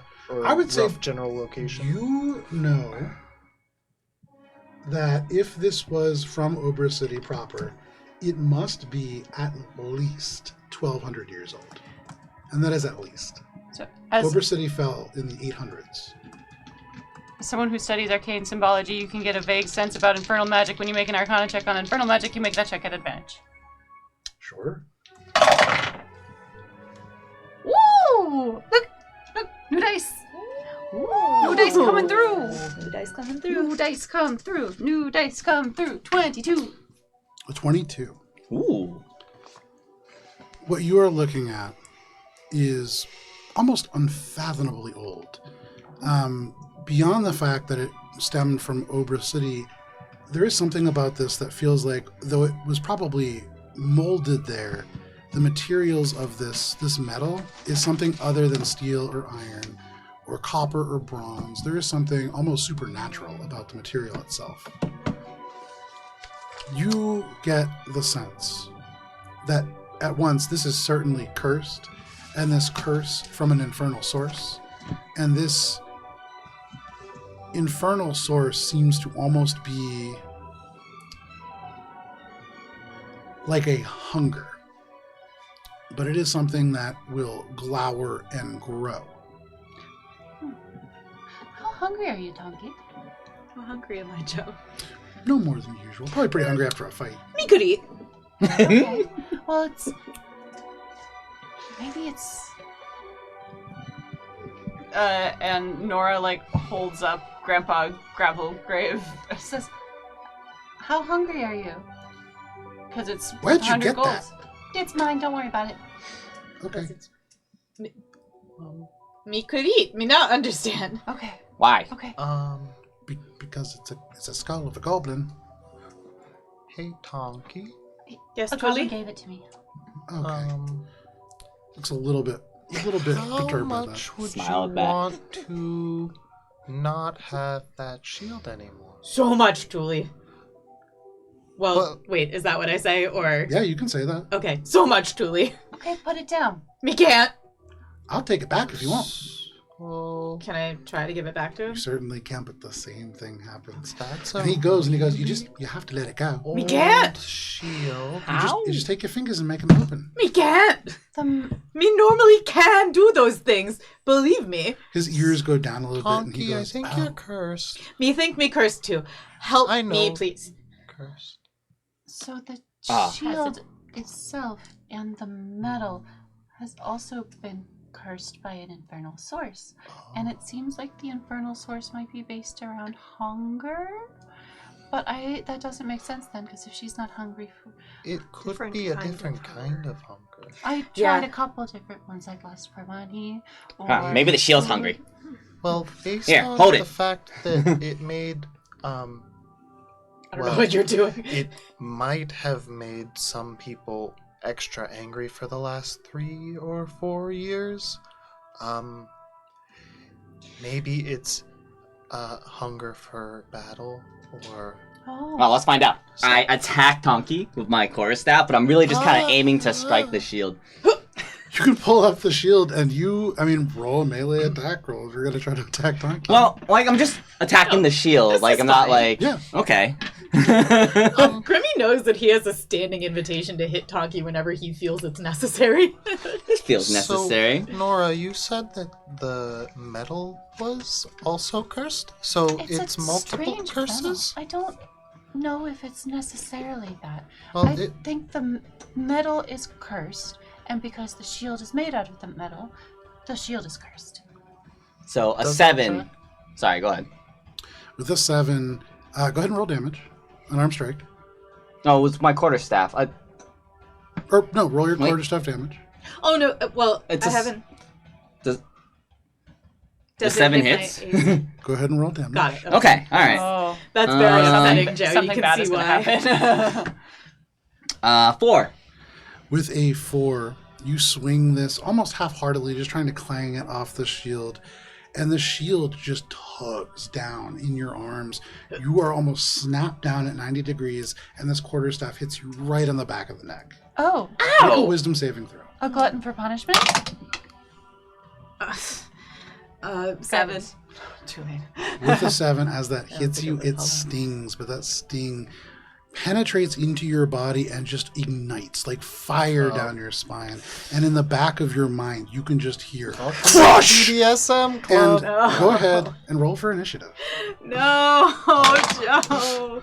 Oh. Don't make me do this. Can you pull that miniature off? This one? Yeah. Tonki's not big anymore. Now Tonki is the enemy. Oh boy. And at the start of initiative, can we go ahead and get a rage on Tonki? Oh boy. Okay. Emotions. I'm okay. Everything's okay. Is this all of us rolling for initiative or just the It 2? is, probably.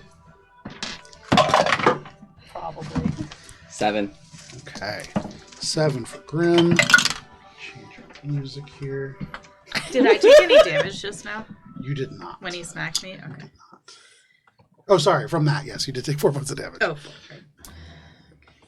Okay. Anybody natural 20? Okay. 25 to 20. 17. 17 for Ralph. 18. 18 for Emmy. 15 to 10. 15 exactly. Nora. 13. 13 for Thule. And then 10 to 5. Oh, 7. 7 for Grim. Tonki. 3. There we go. Keeping it true to form. I'm very happy with this, actually. We all are. Pretty well. So as this fire ignites down your spine, you can feel it getting into your muscles. You can feel like adrenaline pumps into you, and you cannot see Grimgob. You cannot see your friends. All that you can see in this moment are things to be crushed. Everything that you lay eyes on in this moment is an enemy.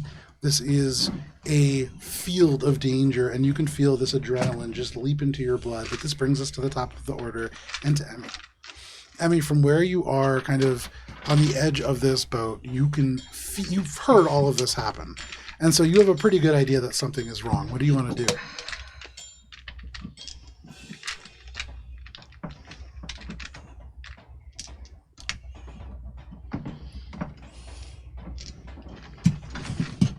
Guidance. You reach forwards, you put your hand on Grimgob, and you cast guidance. Anything else, Emmy? That's all I got. All right, that brings us to Ralph. So Ralph, we'll say, at the very beginning of combat, you Yeah. conclude detect good and evil. yeah. This ritual casting, it spreads out across the space, and that shield has been desecrated.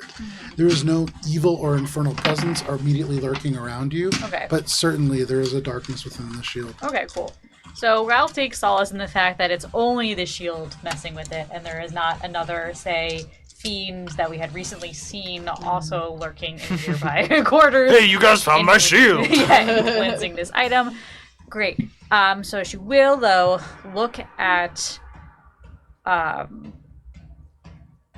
Tonki, and to be extra sure, she'll speak this command in Goblin, but she'll connect eyes with Tonki and just say calm. And she's casting command Okay, make a at saving throw. second Tonki. level because that's the only slot I have.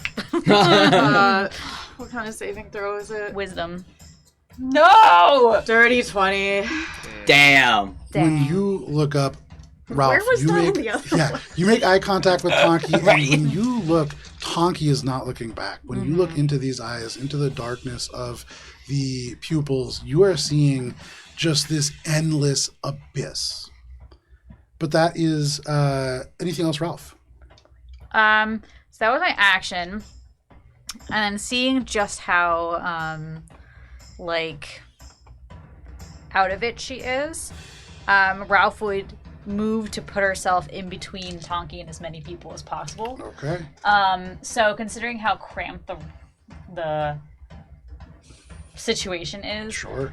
she'll just get herself as close and then she'll probably be either next to or squeeze in front of Grimgob if it's possible. So if you want to go ahead and just take Ralph and try to just squeeze Ralph, we're probably right next to you. Yeah.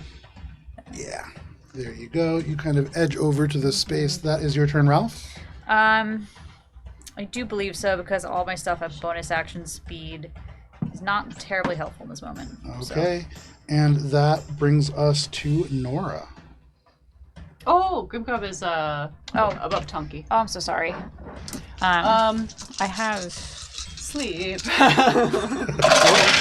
Go ahead. Where are you centering that? Well, presumably if He's we're on the correct, raft. He's standing next to me. Yeah, he's standing next to Tonki. You don't fall asleep when you're raging? No, it's just a high level of HP to try and sleep Oh, on. I'm fairly confident because it's a second level sleep. Because that's all I got left. assuming everyone's on the ship. 10. I also rolled really well. Probably. 10, So where's the point that you're centering this on? 20.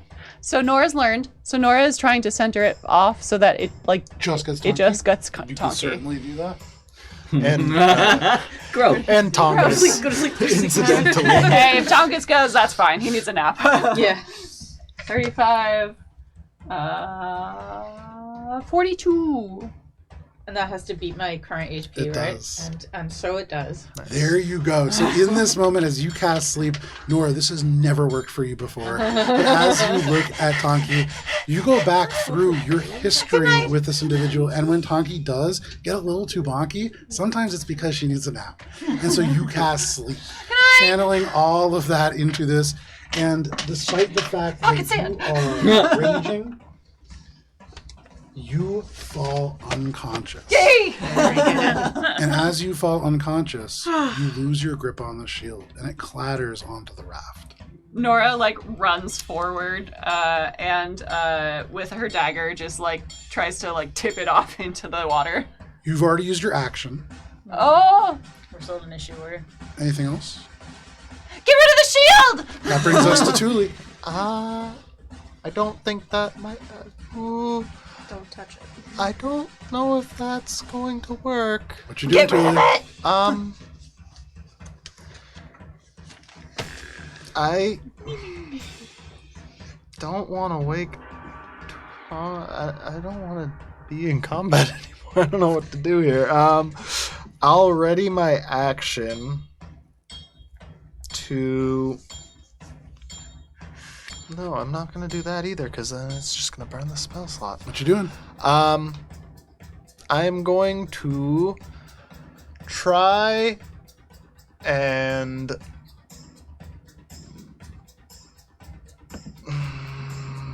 I'm gonna inspect the shield further. Make an Arcana check. I mean, Hey, that's not a bad There idea. are worse ways to Mage use your Hand action. is up next Yeah. if it turns out we do need to get rid of it. Yeah. And this It good 'cause is it lower works than on- my initial dirty 20. So unfortunately, in the heat of this moment, as it goes spinning on the wet wood, kind of hard to tell more about know it. if we can do that. But that is your now. turn, Thule. That brings us to Emmy. Are you sure? Grim. Thule. Oh, sorry. I was looking at the old initiative order. That was Thule. Sorry. That brings us to Tongus and then Grimgob. So Tongus sees you drop the shield, sees the sleep happening. We talked about how it's cursed this You've whole talked time. about how it's cursed. He might also have fallen asleep depending on how much health was left over from your sleep. He wasn't in the. Because he you wasn't can in the bias it AoE. over towards your umbrella. oh, Yeah, I it's see, only see, going to see. get Tonki. Gotcha. He's not super smart. How smart is he, Joe? He's going to take this warhammer and he's going to try to golf the shield off of this thing. That's fine. I'm going to say he's going to be rolling at disadvantage because this thing is way too large for him. Yeah, it is. And still, he just takes this thing, he lifts this off, he almost knocks himself off the raft, but just barely catching it. He slams his leg down, swings this hammer over, and just clang, hits it perfectly on the face of this shield. There are sparks. There is just like an inordinate amount of fire that flares off of this, and he just clangs it 10 feet and then right into the water. Oh. How heavy is the shield? It's heavy. And so is it less or more than 10 pounds? I believe it is probably 8 pounds. Give me 1 second. It's a heavy shield. Too heavy for me. 6 pounds. Okay. I'm next in initiative. Can I try to catch it with Mage Hand? I would say as this drops down, Wait! make a dexterity saving throw. No. You reach It's probably out like with 5, your small Six. goblin hand. Oh, you're right. I get guidance. 6 becomes Something on the floor. something on the floor. 6 becomes 7. You just slap the water really hard, and you watch, just kind of waving goodbye to the shield as it just down and into the darkness below. How deep is the Lake of Conflict? Well, at some points it was 60 feet, and other points it seemed a little bit deeper. And Tonki, Yes. as you sleep, going from absolutely rageful dreams, suddenly, as there is this clank of water and this sort of shield, Tonki, you are just sleeping. And all of you are out of initiative order as this shield plummets to the bottom of the Lake of Conflict. Piece of shit rage ring off me. As it sinks down, you can see Tongus, the hammer now like almost all the way in the water, slowly they're just hoisting it back up into their grip. But they turn to all of you and they just say, "Hey, do you think that has anything to do with all the fighting that happens here?" Oh. Maybe a little. Hey, have you seen more shield or more items with that iconography? Yeah. A lot of them? Yeah, no, of course, just scattered all around the basin. Oh. Why do you think it's called the Alberon Basin? You know that this is where the ancient Minotaur city used to be, right? No. Would we know that since we actually knew about it, or no? Probably not. Cool. Oh. Does Wait. this mean that Goblin Law is sourced in Minotaur Law? Everybody kind of tilts their head at you. Oh, and then that explains the evolution of the more like aggressive. No, that's not how those legal systems operate. What's a legal system? Exactly. You have one. It's just not No. codified. What's codified? I do like fish. In her sleep talk, he's part like, of your now law, you know too." what me life like. And Tonk, you do wake up. Okay. How are you okay? Do I remember what just happened? Yeah, every bit of it. Me okay. Me did not like that. Thank you for have- getting rid of shield. Tongus nods. He goes, "I'm really sorry about that." Me never want to feel that way again. That horrible. You lived like that for 3 years? Yeah, I mean, it was pretty cool, honestly, because I got really brave. I even got a nickname. They call me Tongus the Brave. Yeah. So, Tonki, Yeah, you don't totally. have any lingering desire to go get the shield now that it's gone? Nah, obviously it's done. It should be in the water by now. Almost the opposite. Yeah, you really don't want to go back down there. The thought of touching that shield again, Tuli, make me want to puke. So me think me okay now. It feels especially good that you did not attune to that shield. Okay. Now we know. Don't cuddle cursed objects. Me not cuddle it at all. All me did was touch it. And that's good. You didn't cuddle it, so that's good. Oh, since you guys all seem sort of new here, it's dangerous in the basin, and there's a lot of cursed objects here. I'm starting to get that. How we tell the difference between cursed ones and good ones? It's pretty hard, and so, there's a lot of cursed goblins just kind of wandering around the basin. But sort of a benefit to that is there's lots of magical items. Me not recommend cursed magical items, guys. Just say no. Just say no to curses. Yeah. Goblins against cursed objects. Dare. We gotta work Gacko. We'll get it. We'll get there. Gacko to be great. Would this fit with what you were experiencing, Emmy? With the boar, I mean. Could this be it? Do I get the vibe that they're connected?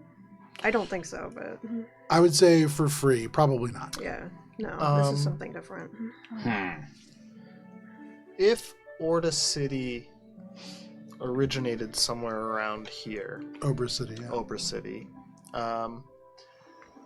could Obra City have been part of the history within Mythalstrean with the 12 gems, or is that Potentially. would that be because it's Minotaur, but it has these infernal elements, and it was the 12. With what you Infernal know about the houses, 12 with what you know about the 12 gems, it certainly could. But hard to tell because you haven't gotten a lot of new information. You just know about the shield. Okay. Hey, Nora, Oh, well, what does din mean in Infernal? Din. Like, Oberdin. Like, the city's name is Ober, right? Yeah, and so essentially it means the whole of Obra. it's sort of like saying all, or whole, everything. It's like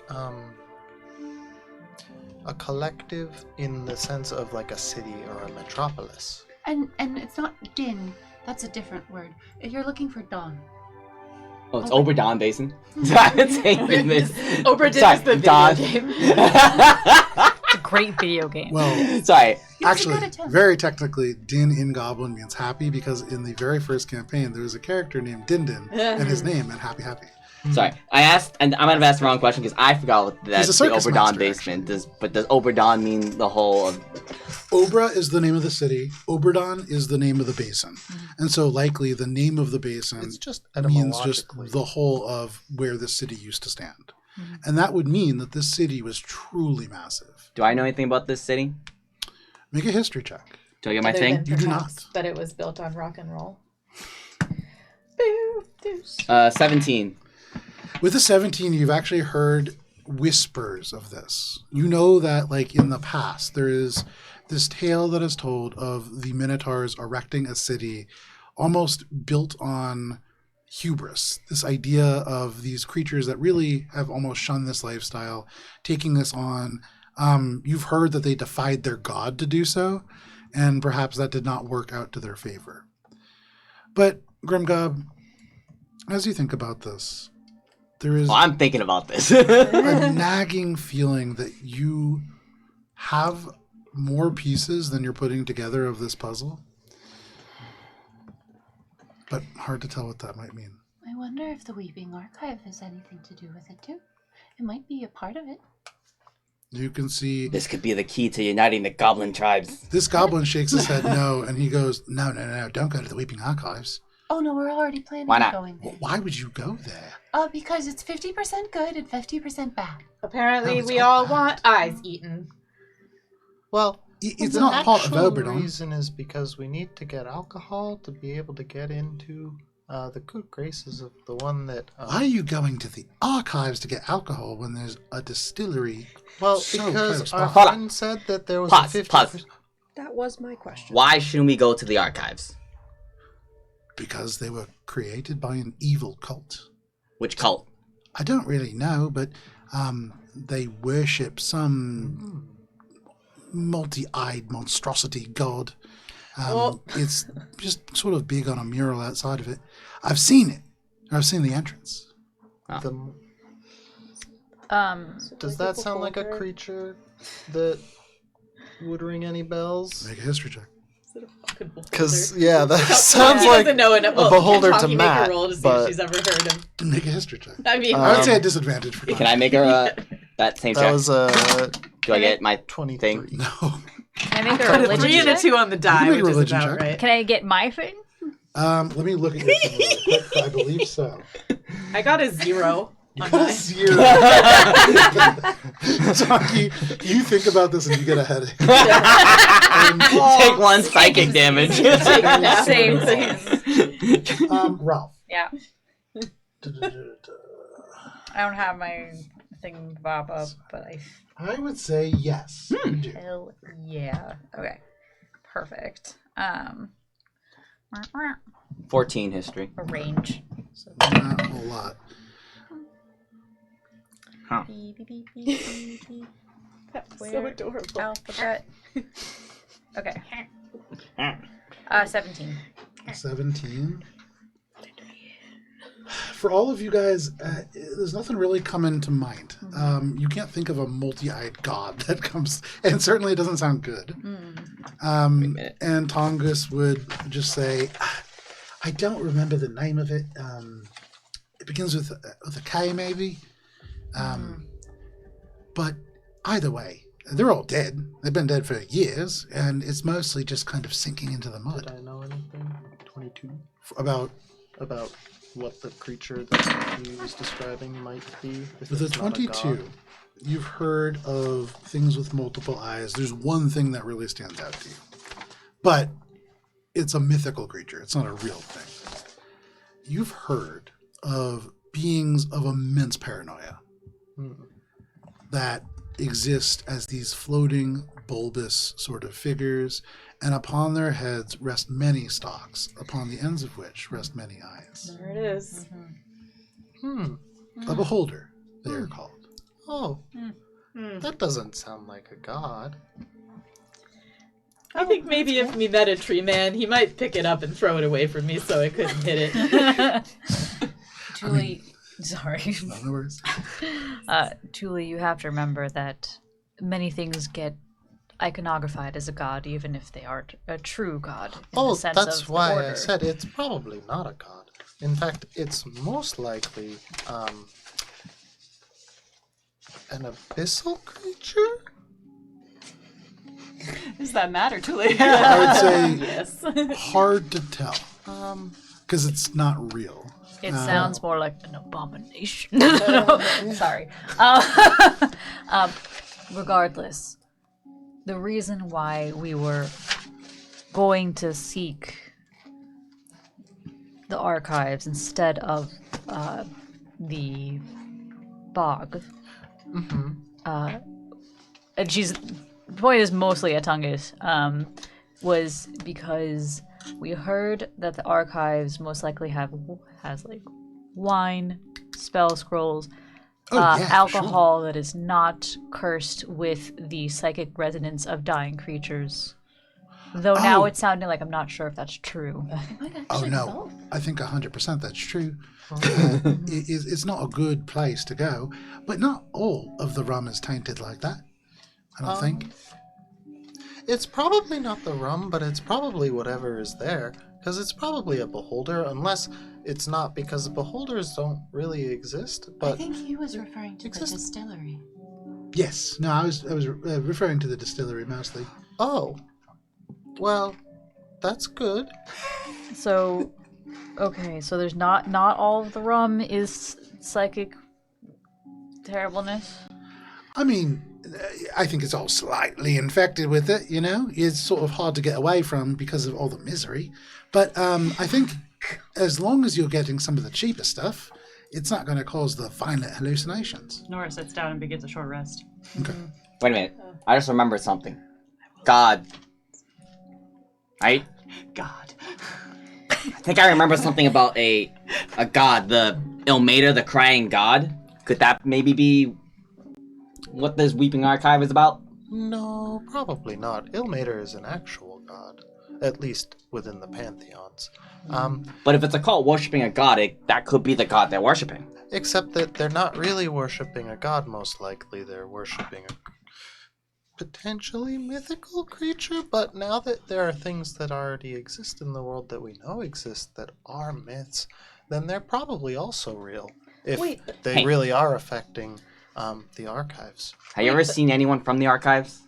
I mean, no, most people that go in either don't come out or they come out and they don't see a whole lot of anything. The people that come out, do they have red strings tied around their wrists? That's a strange question. I know, I ask strange questions sometimes. Not to my knowledge, but again, I haven't really met anybody directly. I've been watching season 5 of The Wire. I see where you're coming from. but That was it sounds more like it was a cult than truly connected to any known religious sort outside. So. Well, historically speaking, you could form a cult and then over eons potentially I'm gain not going to enough get into belief the cult that versus religion you discussion could with you. In deify this, I'm saying the someone. most literal definition of a cult of a Potentially. small group of people worshiping a singular deity that's not actually a deity. Well, that's probably what's happening at the archives, yes. Cult. Therefore, do we want to change course now while we can? I don't want to go through the whole 2-hour discussion again. No, I think we should still go, and I think Elmater is definitely involved with the Weeping Archive. Wait. Can me ask a question? Well, Yeah. maybe they think they're worshipping Ilmater, but it actually this creepy eyeball thing. Exactly.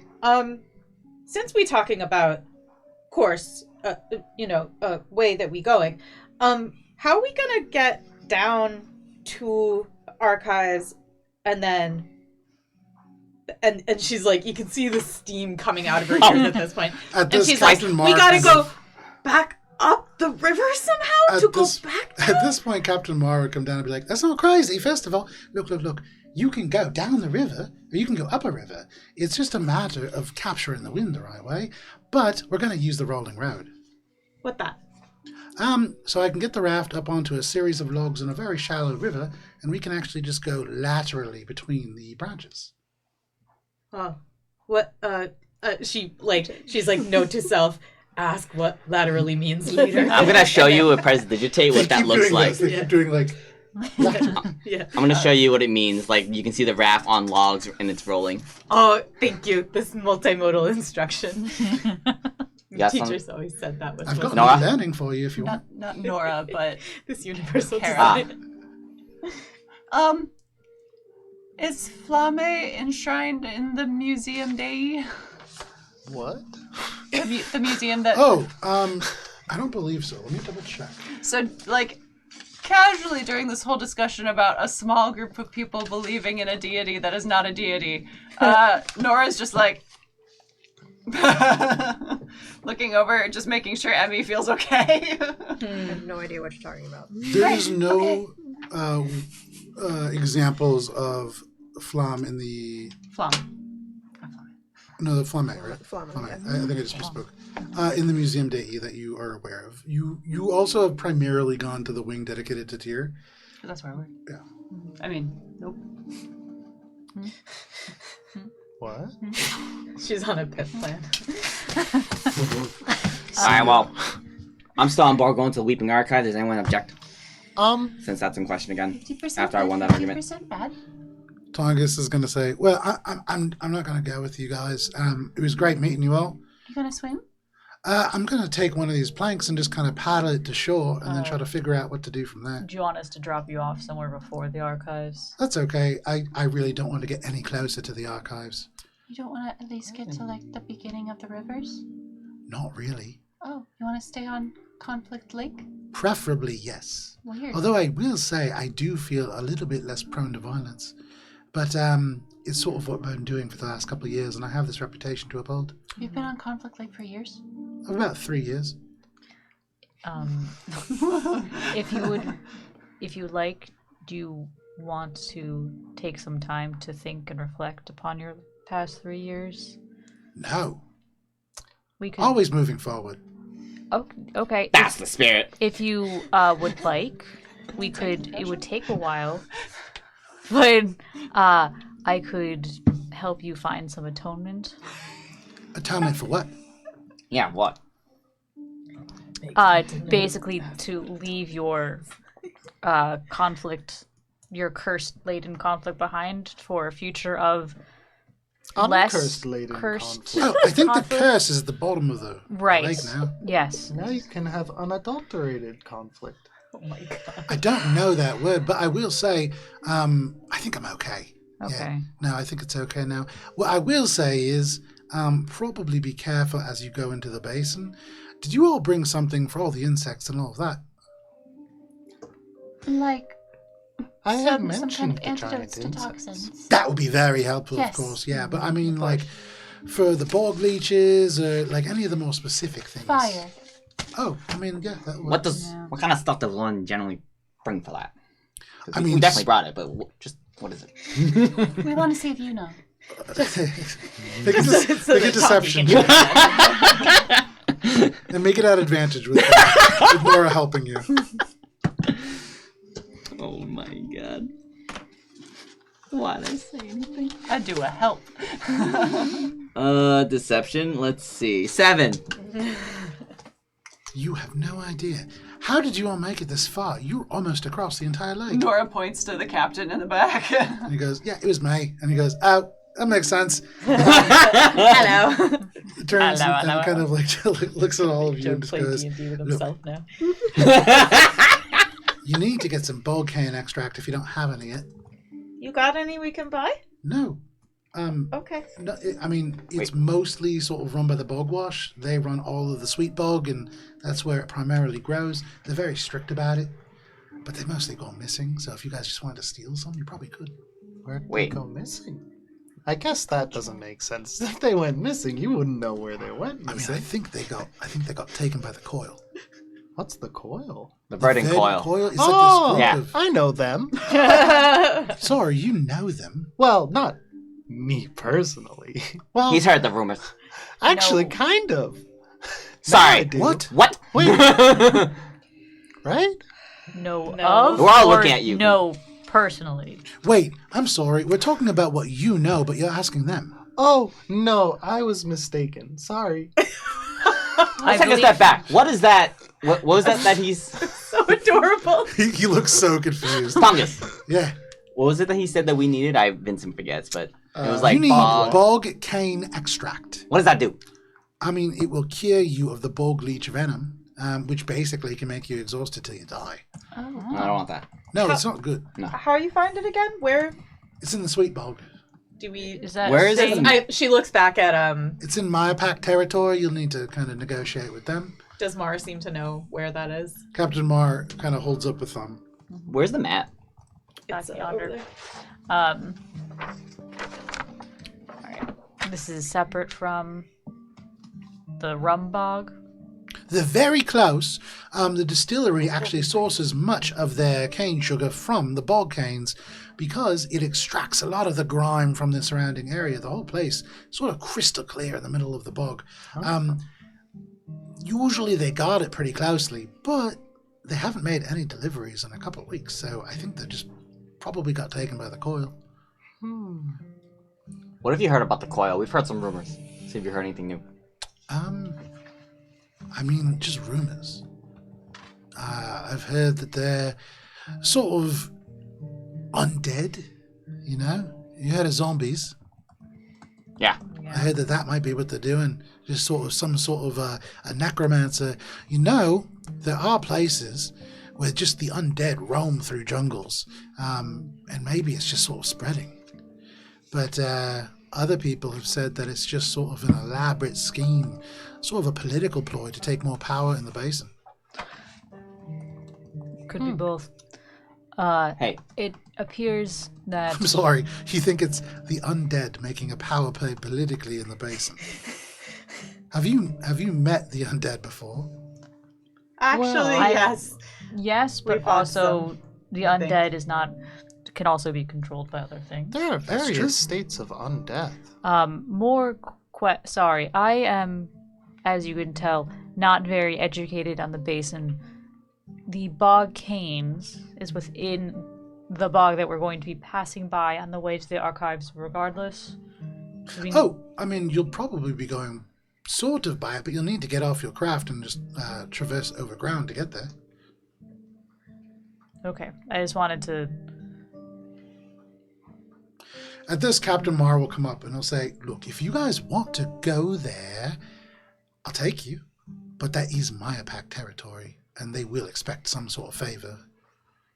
Or we could just... Is saving Tongass here a favor? Does that count? You can see they look over at Tongass. Tongass looks at you. You're a hero amongst the Mireclaw, right? You have a nickname. Tongass just goes, I mean, yeah. Probably just mention Tongass, though. Not Tongass the Brave. Do they? Why? Aren't you Tongus the Brave? Yeah. No, I am. So that's probably why you want to mention that. Is he Insight Make an lying? insight check. Yeah, he's lying, isn't he? Can I make one too? Sure. I just Advantage on believe it. those. Oh my god, I 21. cannot roll well except 20. against command. Ooh. With a 21 and a 24, as they say, like, don't really worry about it or anything. Certainly, it sounds like maybe they had said that they had sort of like fame from the people immediately around them. And while these guys are Mireclaw Pact aligned, they are not of the clan. You weren't able to place exactly where this individual is from. But you get the sense that perhaps they are not on the best terms with their overlords at the moment. I see. All right. So What did you do to upset them? I mean, I didn't do anything to upset them. I'm a hero. And so don't worry about it, People die all the time. What? Okay. Excuse Yeah, especially in the basin. Yeah, it's comfort-like. Right. okay. Thank you, Tongus. Yeah. For your time and for explaining so many things to us. Don't want to keep you here forever. Sounded like you were anti this ship. It's Hey. not so much that I'm anti this ship, it's I'm anti having my eyes scooped out, and you guys are going in the eye scooping direction. Hey, if we're deciding to go to the bogs, maybe we could just take them with us. He said he didn't want to. Oh, you didn't want? No, I offered to drop them off earlier.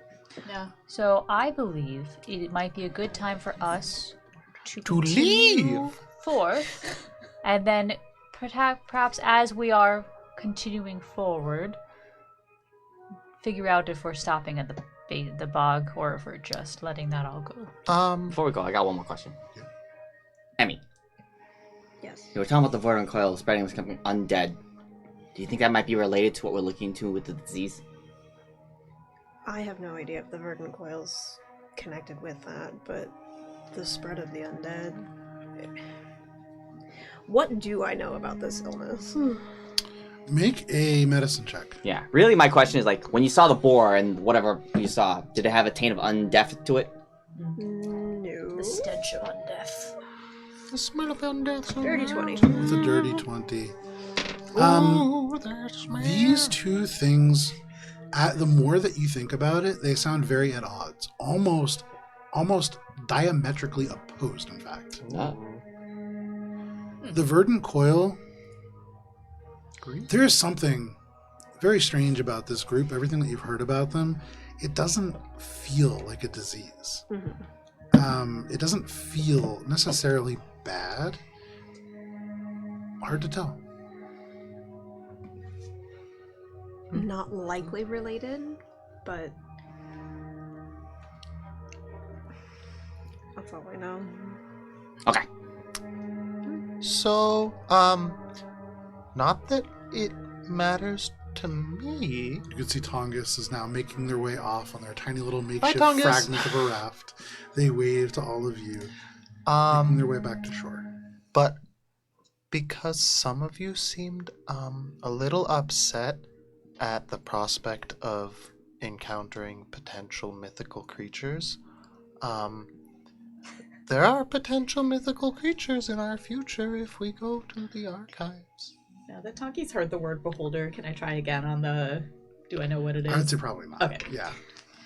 Oh, we always figured there was going to be monsters in there. Who care if it's mythical or whatever the opposite of mythical is? Me do know what it Well. mean, but... Mythical, red, blue, any of the colors. Yeah. To be fair, my resistance to the other plan of finding the legendary rum, less to do with the mythicality, more to do with the potential lack of rum. Oh, okay. Well, there's probably rum, but there's also probably,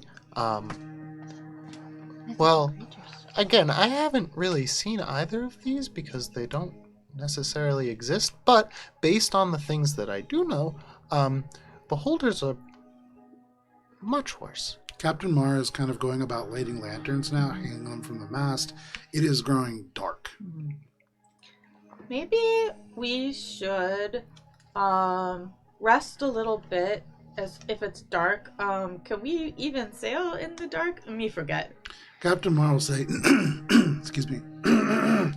Yeah. I have something to say to all of you. Yes, no, we can sail in the dark. I mean, I'm a very good sailor. The only thing is, I would recommend that we not progress out of the lake, because then we're going to have to pass the new stones, and that's a thing that we want to do in the light, in case anybody gets booked off. Wait, what's the new stones? It's sort of like are you familiar with the Whitewater Rapids? Am I familiar with the... Oh, wait. Okay, Vincent is. Is Grimgoth familiar with Whitewater Rapids? I would say yeah. Yeah, and I explain it in physics terms. like high grade, like...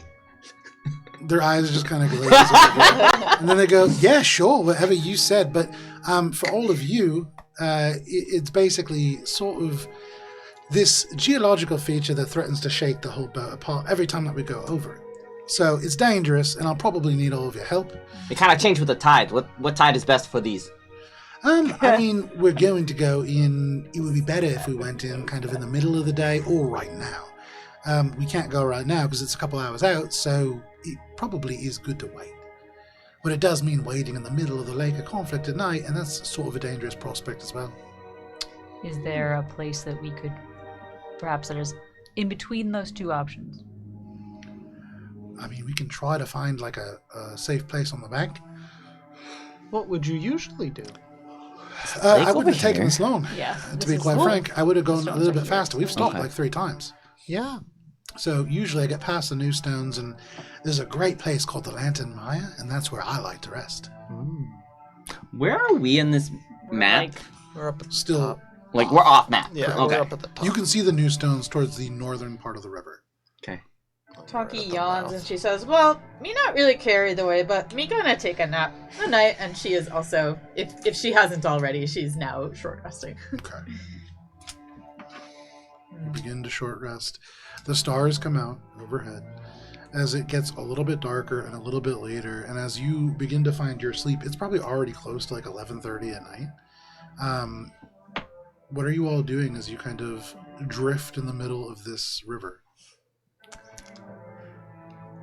Okay. Keeping watch. How long have Looking for interesting. at the end of the things. horror fight?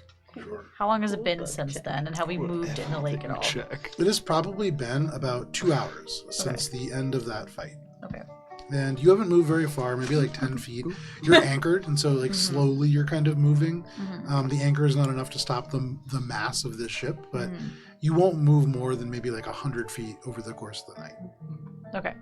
And judging by what Captain Martin has said, if we stay anchored here and approach the stones, we'll hit them at the better time of day. Correct. Okay, cool. Just want to make sure my internal timeline lined up. All right. We should probably rest. But does Captain Martin, does Glacia mean anything to you? Glacia? It sounds sort of devilly, Okay. but I'm not sure. Okay. Should What is that? It's just one of the gods. Is that the gold the other goblin was talking about? No. Oh. It is a completely separate god, but it was one that, should it be, didn't know if it was a relevant god in this area. Not really. I mean, most of us have like one god that we worship. Those of us that do. I've never really been a god person myself. All right. I can take first watch. Okay, so you and Tuli taking the first watch? Are we He's long already resting? asleep. Sounds like. Yeah, it's You can hear Okay, Tommy it's snoring. long- in it's the long kind of rest time. lantern Long light, rest. yeah, it's midnight almost. Just because the time, yeah, right. You all said things. I said them too. We said things together. Did. Yes. So, most of the rest of you, is there anything that you guys want to do before you start this long rest? Fish. Okay. Go ahead and make a. Let me bring up my fishing table again. And I'm mage hand fishing just because. Okay, make an Arcana check. Did you want to see if we can transcribe shield, or can we not do that because we didn't buy the stuff? I think we gotta buy stuff. Okay. Yeah, I don't think you can transcribe unless you have the You have to buy the specific, case and yeah. stuff. Oh my to be god, 6. absolutely I mean, sure. 9. I've been rolling terrible today. For many of you, you Nothing's find your way above to 10. sleep listening to Grimgob, just this little splash of Mage-Hand disappearing beneath the water, and then some mutters of curses, and then another splash. And it's a rhythmic way to fall asleep. You're welcome. Is there anything else that anybody's doing before we get to the watches? Ralph would just sit by the light and then continue to write down what she knows thus far about goblin law. Okay. You write a little goblin law. If nothing else, while she's here, she'll start to codify this damn place. Based off of what information are you writing goblin law? So, goblin law, basically goblin law subtitled, a basis in chaos. The first law that we've learned is waste not, want not. Let nothing go to waste on the bodies of the fallen, lest you want for the future. Fantastic. The captain will definitely come up to you at some point and be like, that's crazy. That's never going to work, you know. Mostly because the laws change all the time. It's based on who's in power.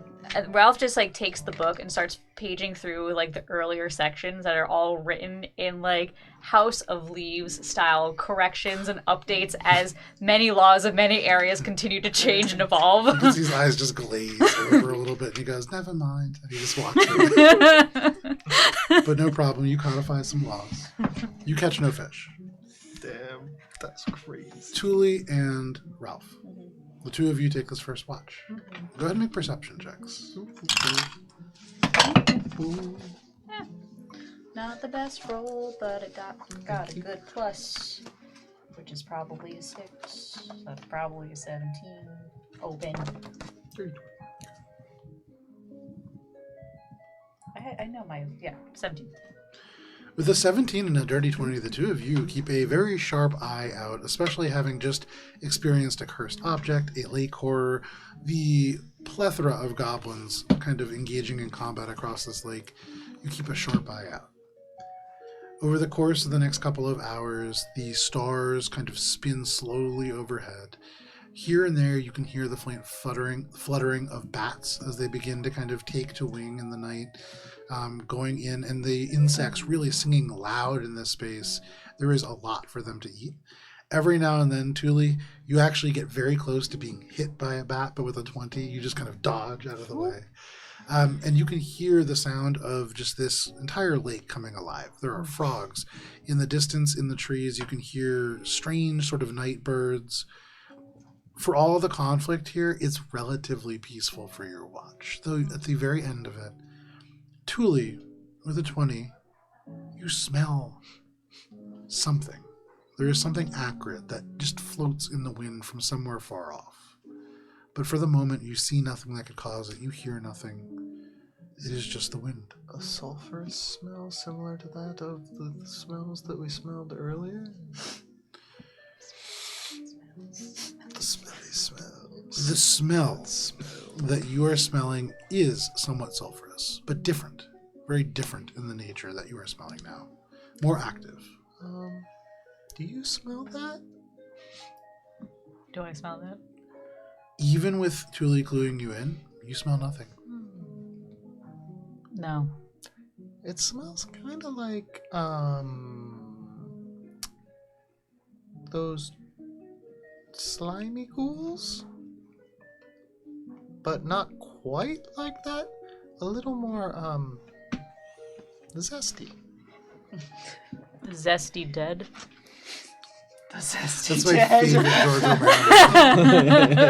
Lesser known, but still good. Kind of like when something's fermenting, and it's more active at the beginning, and then after it's kind of been through the process, it sort of tapers off and then stabilizes. And it strikes you, Thule, this is less about fermentation and more about maybe a geological process. Oh, or it could be like a geyser. A what? A large burst of geothermal energy from underground, typically under bodies of water that cause high pressure bursts. Like this large body of water we are currently in. Sometimes.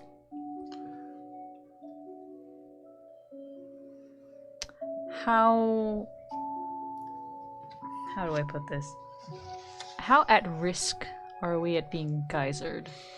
Well, if that was a geyser eruption, given the smell being so far off, it's probably a bit of a distance. Although we are downwind of it, and there are probably going to be some follow-up bursts, because typically if some of the pressure is released, it's sort of like, again, if you ever boil water, once the surface breaks, that kind of starts the boil, and so it roils the boil. All right. Do we know how to unanchor the ship? Well, this one you probably just pull up the anchor. Although some, like on the ship that I took to Hopewell, that one had a much larger anchor. That was actually on a winch system.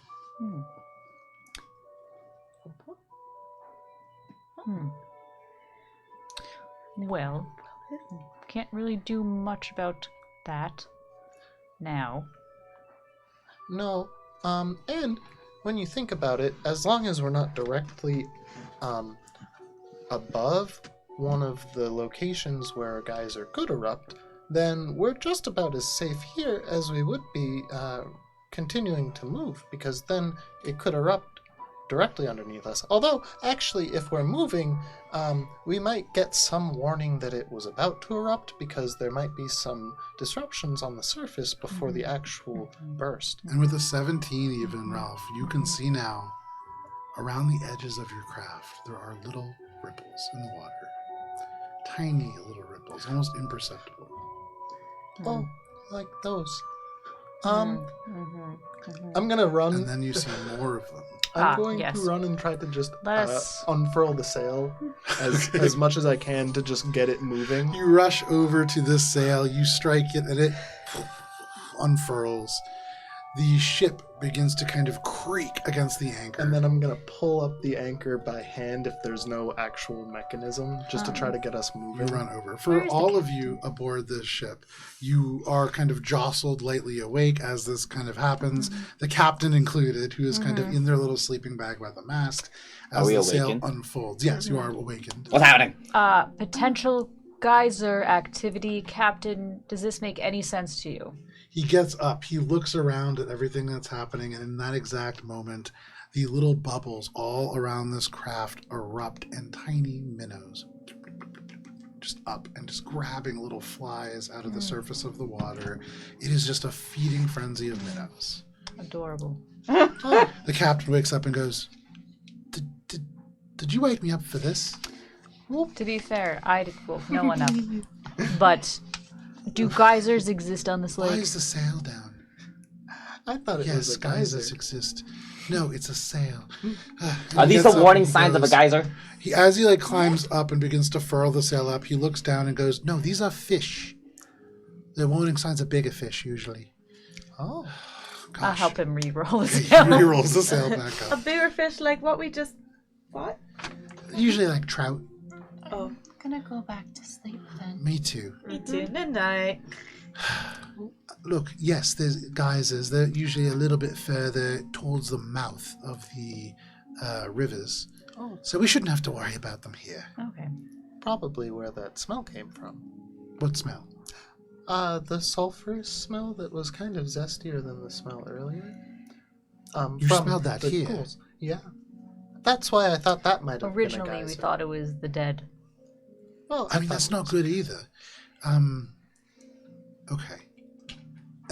Maybe everybody else go back to sleep, and maybe we go slow tonight, All right. just so that we can keep moving and move a little faster if we need to.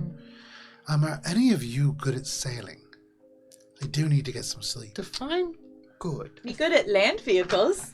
Not you. She wakes up to say that and then goes back to sleep. Can I use that? Can I do an int check? Can I make sailing an intelligence-based check? Or is No, it? It's a It's a it's sailing a skill. I think it's Dex, right? Let me look here. You also have to like have been taught how to do it. Yeah, it's presumably, right? proficiency with water vehicles. No.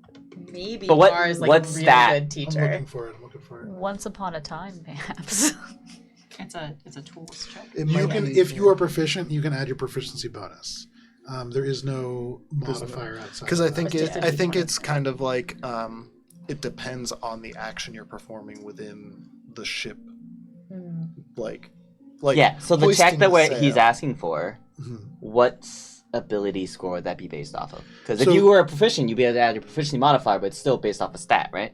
No, it's just your proficiency modifier. The DCs for sailing related tasks are typically pretty low. Oh, okay, they're different.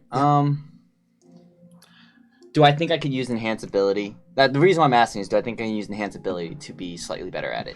Yeah, so since you are not going to be using the proficiency that you would normally use for a water vehicle, you're going to have to be a little bit more creative. And so enhance ability might work depending on what you do. Okay. I don't think anyone knows sailing, but I might be able to help with some magic. I know a little sailing, but I wouldn't say that I'm proficient. I really only went on one major voyage, and even that wouldn't really be a major voyage because it was really more of a stowaway situation. Okay, but it was okay, kind okay, of an okay. I accident, do so believe this Here's the is deal. Here's the ultimately deal. it worked out. Yes, so none of you can do this. Truly, Lord. This is bad because now we have a problem. I have to stay awake to keep us going, and that means that I'm not going to be in great shape when we go through the new stones. So all of you, even though you're not maybe the best sailors, are going to have to step up when we get there. But I'm No, going to I- stay awake. I could- could also try it. Let me step up now. Just explain to me what I need to do, and I can figure it out. Okay. Like, what is the objective here?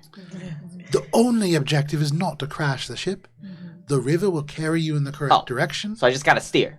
Yes. Have you ever steered a ship before? Have I steered a ship before? You have not. Alright, but I can figure it out.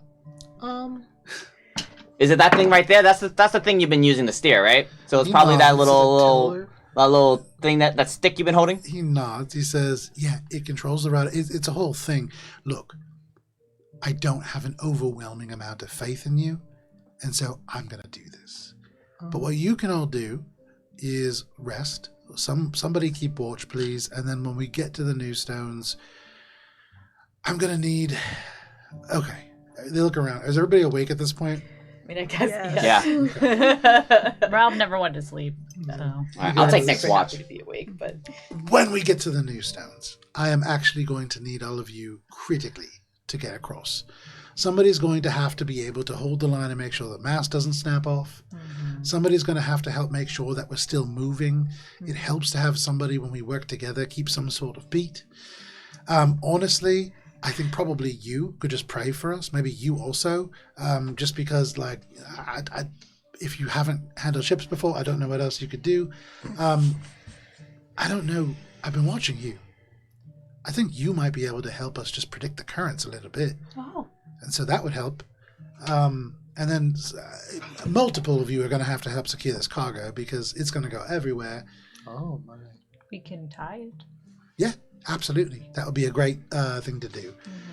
So I'm going to get us to the new stones. Everybody rest. And then think about how we're going to handle this as we go through. Because I'm not going to be at my best. When you travel alone, what is the alternative route that you would take? Honestly, I would probably travel and just miss the new stones entirely. I would go through the very western part of the Carrion sort of forest. I can avoid the birds as long as I strike down the sail and go slow. And you can take a shortcut that way, provided you're not trying to go down the main river and you're just trying to go to the fort. But that's not what you're trying to do. Okay. Well, So they stand up and Some they of us walk. should probably get some sleep then. Ralph and Thule. The two of you need to get some rest. So who are you kind of holding up for this next watch? Emmy would stay awake if If Tonky is woken, she will watch. Emmy, if if not, you smell sulfur, make sure it doesn't get closer. Because then that's Okay. probably bad. Noted. I guess wake me up for the third one then. Okay.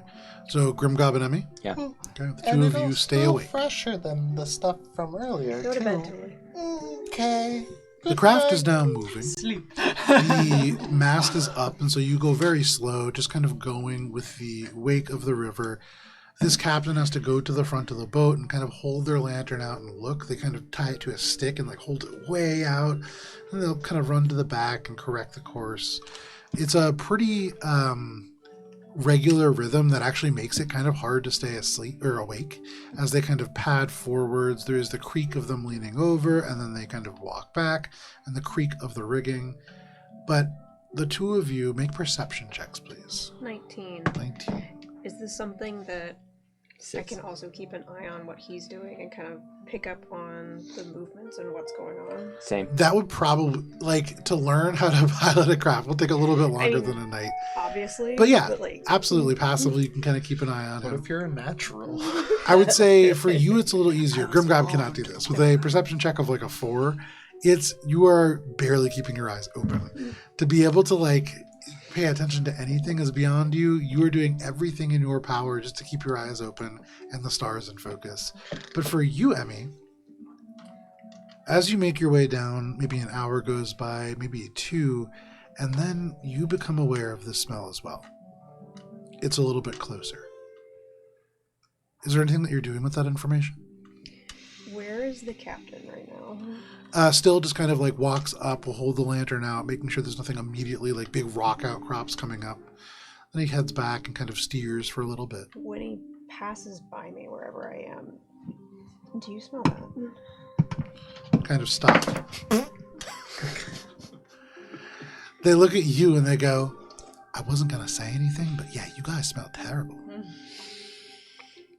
Not us. The sulfur smell that my friend was talking about. I honestly can't smell anything over all of you. Fair enough. I think it's getting Oh, closer. maybe I can help with that. Sorry. Do I hear that? Yes. I know. Okay. Barely, but yeah. Huh. I prestidigitate the group to clean us. After fighting that ghast who had a stench that like clung to them and actually made several of you nauseous, you became sort of nose blind to the smell that you were trailing around, but certainly that followed you. And so you prestidigitate. And I clean. Just clean us and. Absolutely. Does that make it better? Yeah, that's way better. I still don't smell me any- while I was sleeping. I still don't smell any sulfur, but I'll keep an eye out. It's getting closer. We're getting closer, so that makes sense. Okay. Mostly, if you see bubbling begin, or if you see a tar-like substance begin to kind of coat the surface, that's when we need to be careful. Very well. These geysers, they're dangerous, but if they ignite, that's even worse. These guys is dangerous. And the rest of your watch goes without issue. The two of you waking up, Nora and... Okay. You wake up Nora and... Can we spend at least part of our watch looking at the new word on Tonki's Word of the Day calendar? Okay. Which canonically Nora gave her. Deciduous. So, And what is that in Goblin? Me have no idea. nothing. There's no word for deciduous in Goblin. Lots of trees. Before when we wake you up, we'll tell you about like what to look out for from our watch. Okay. Make perception checks. Smell in the air. Big sniff. Ooh. Sniffer. Oh no. It's okay. I got 21. That's good because Aw. Nora got a 1. No. Nora's too busy explaining deciduous. Surely And there must be Tonki a has goblin glazed word. over, so. Nora, as you blink the sleep out of your eyes, you can't help but feel as if the dream that you just had was more real than most. Yeah. You feel in the same way that when you look at something through a dream, you feel almost like for just a moment as you wake up, you are the dream. And something else is having you. But you blink that away.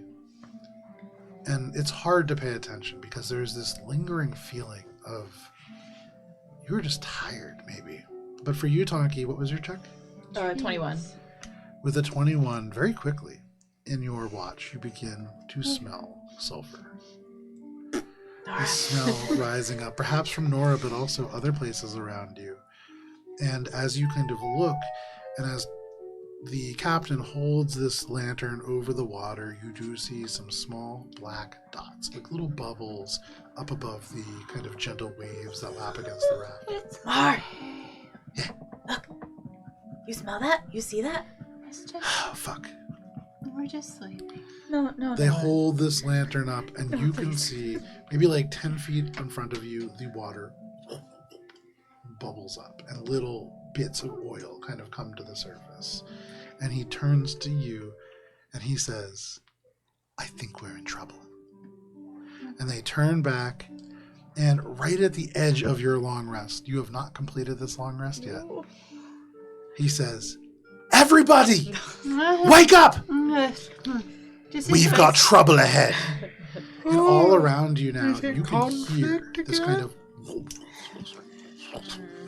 as the river begins to boil. Those aren't fish. And as patches of this river begin to bubble extra hard, as the geysers begin to churn, because it is 10 o'clock, and a good place for us to leave off for the evening, this is where we are going to end our session. No.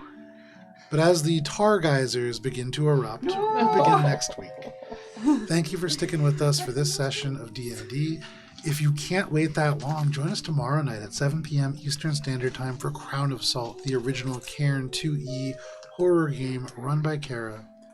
But whatever you do, please stay safe. It is wild out there. We'll see you next week. Bye.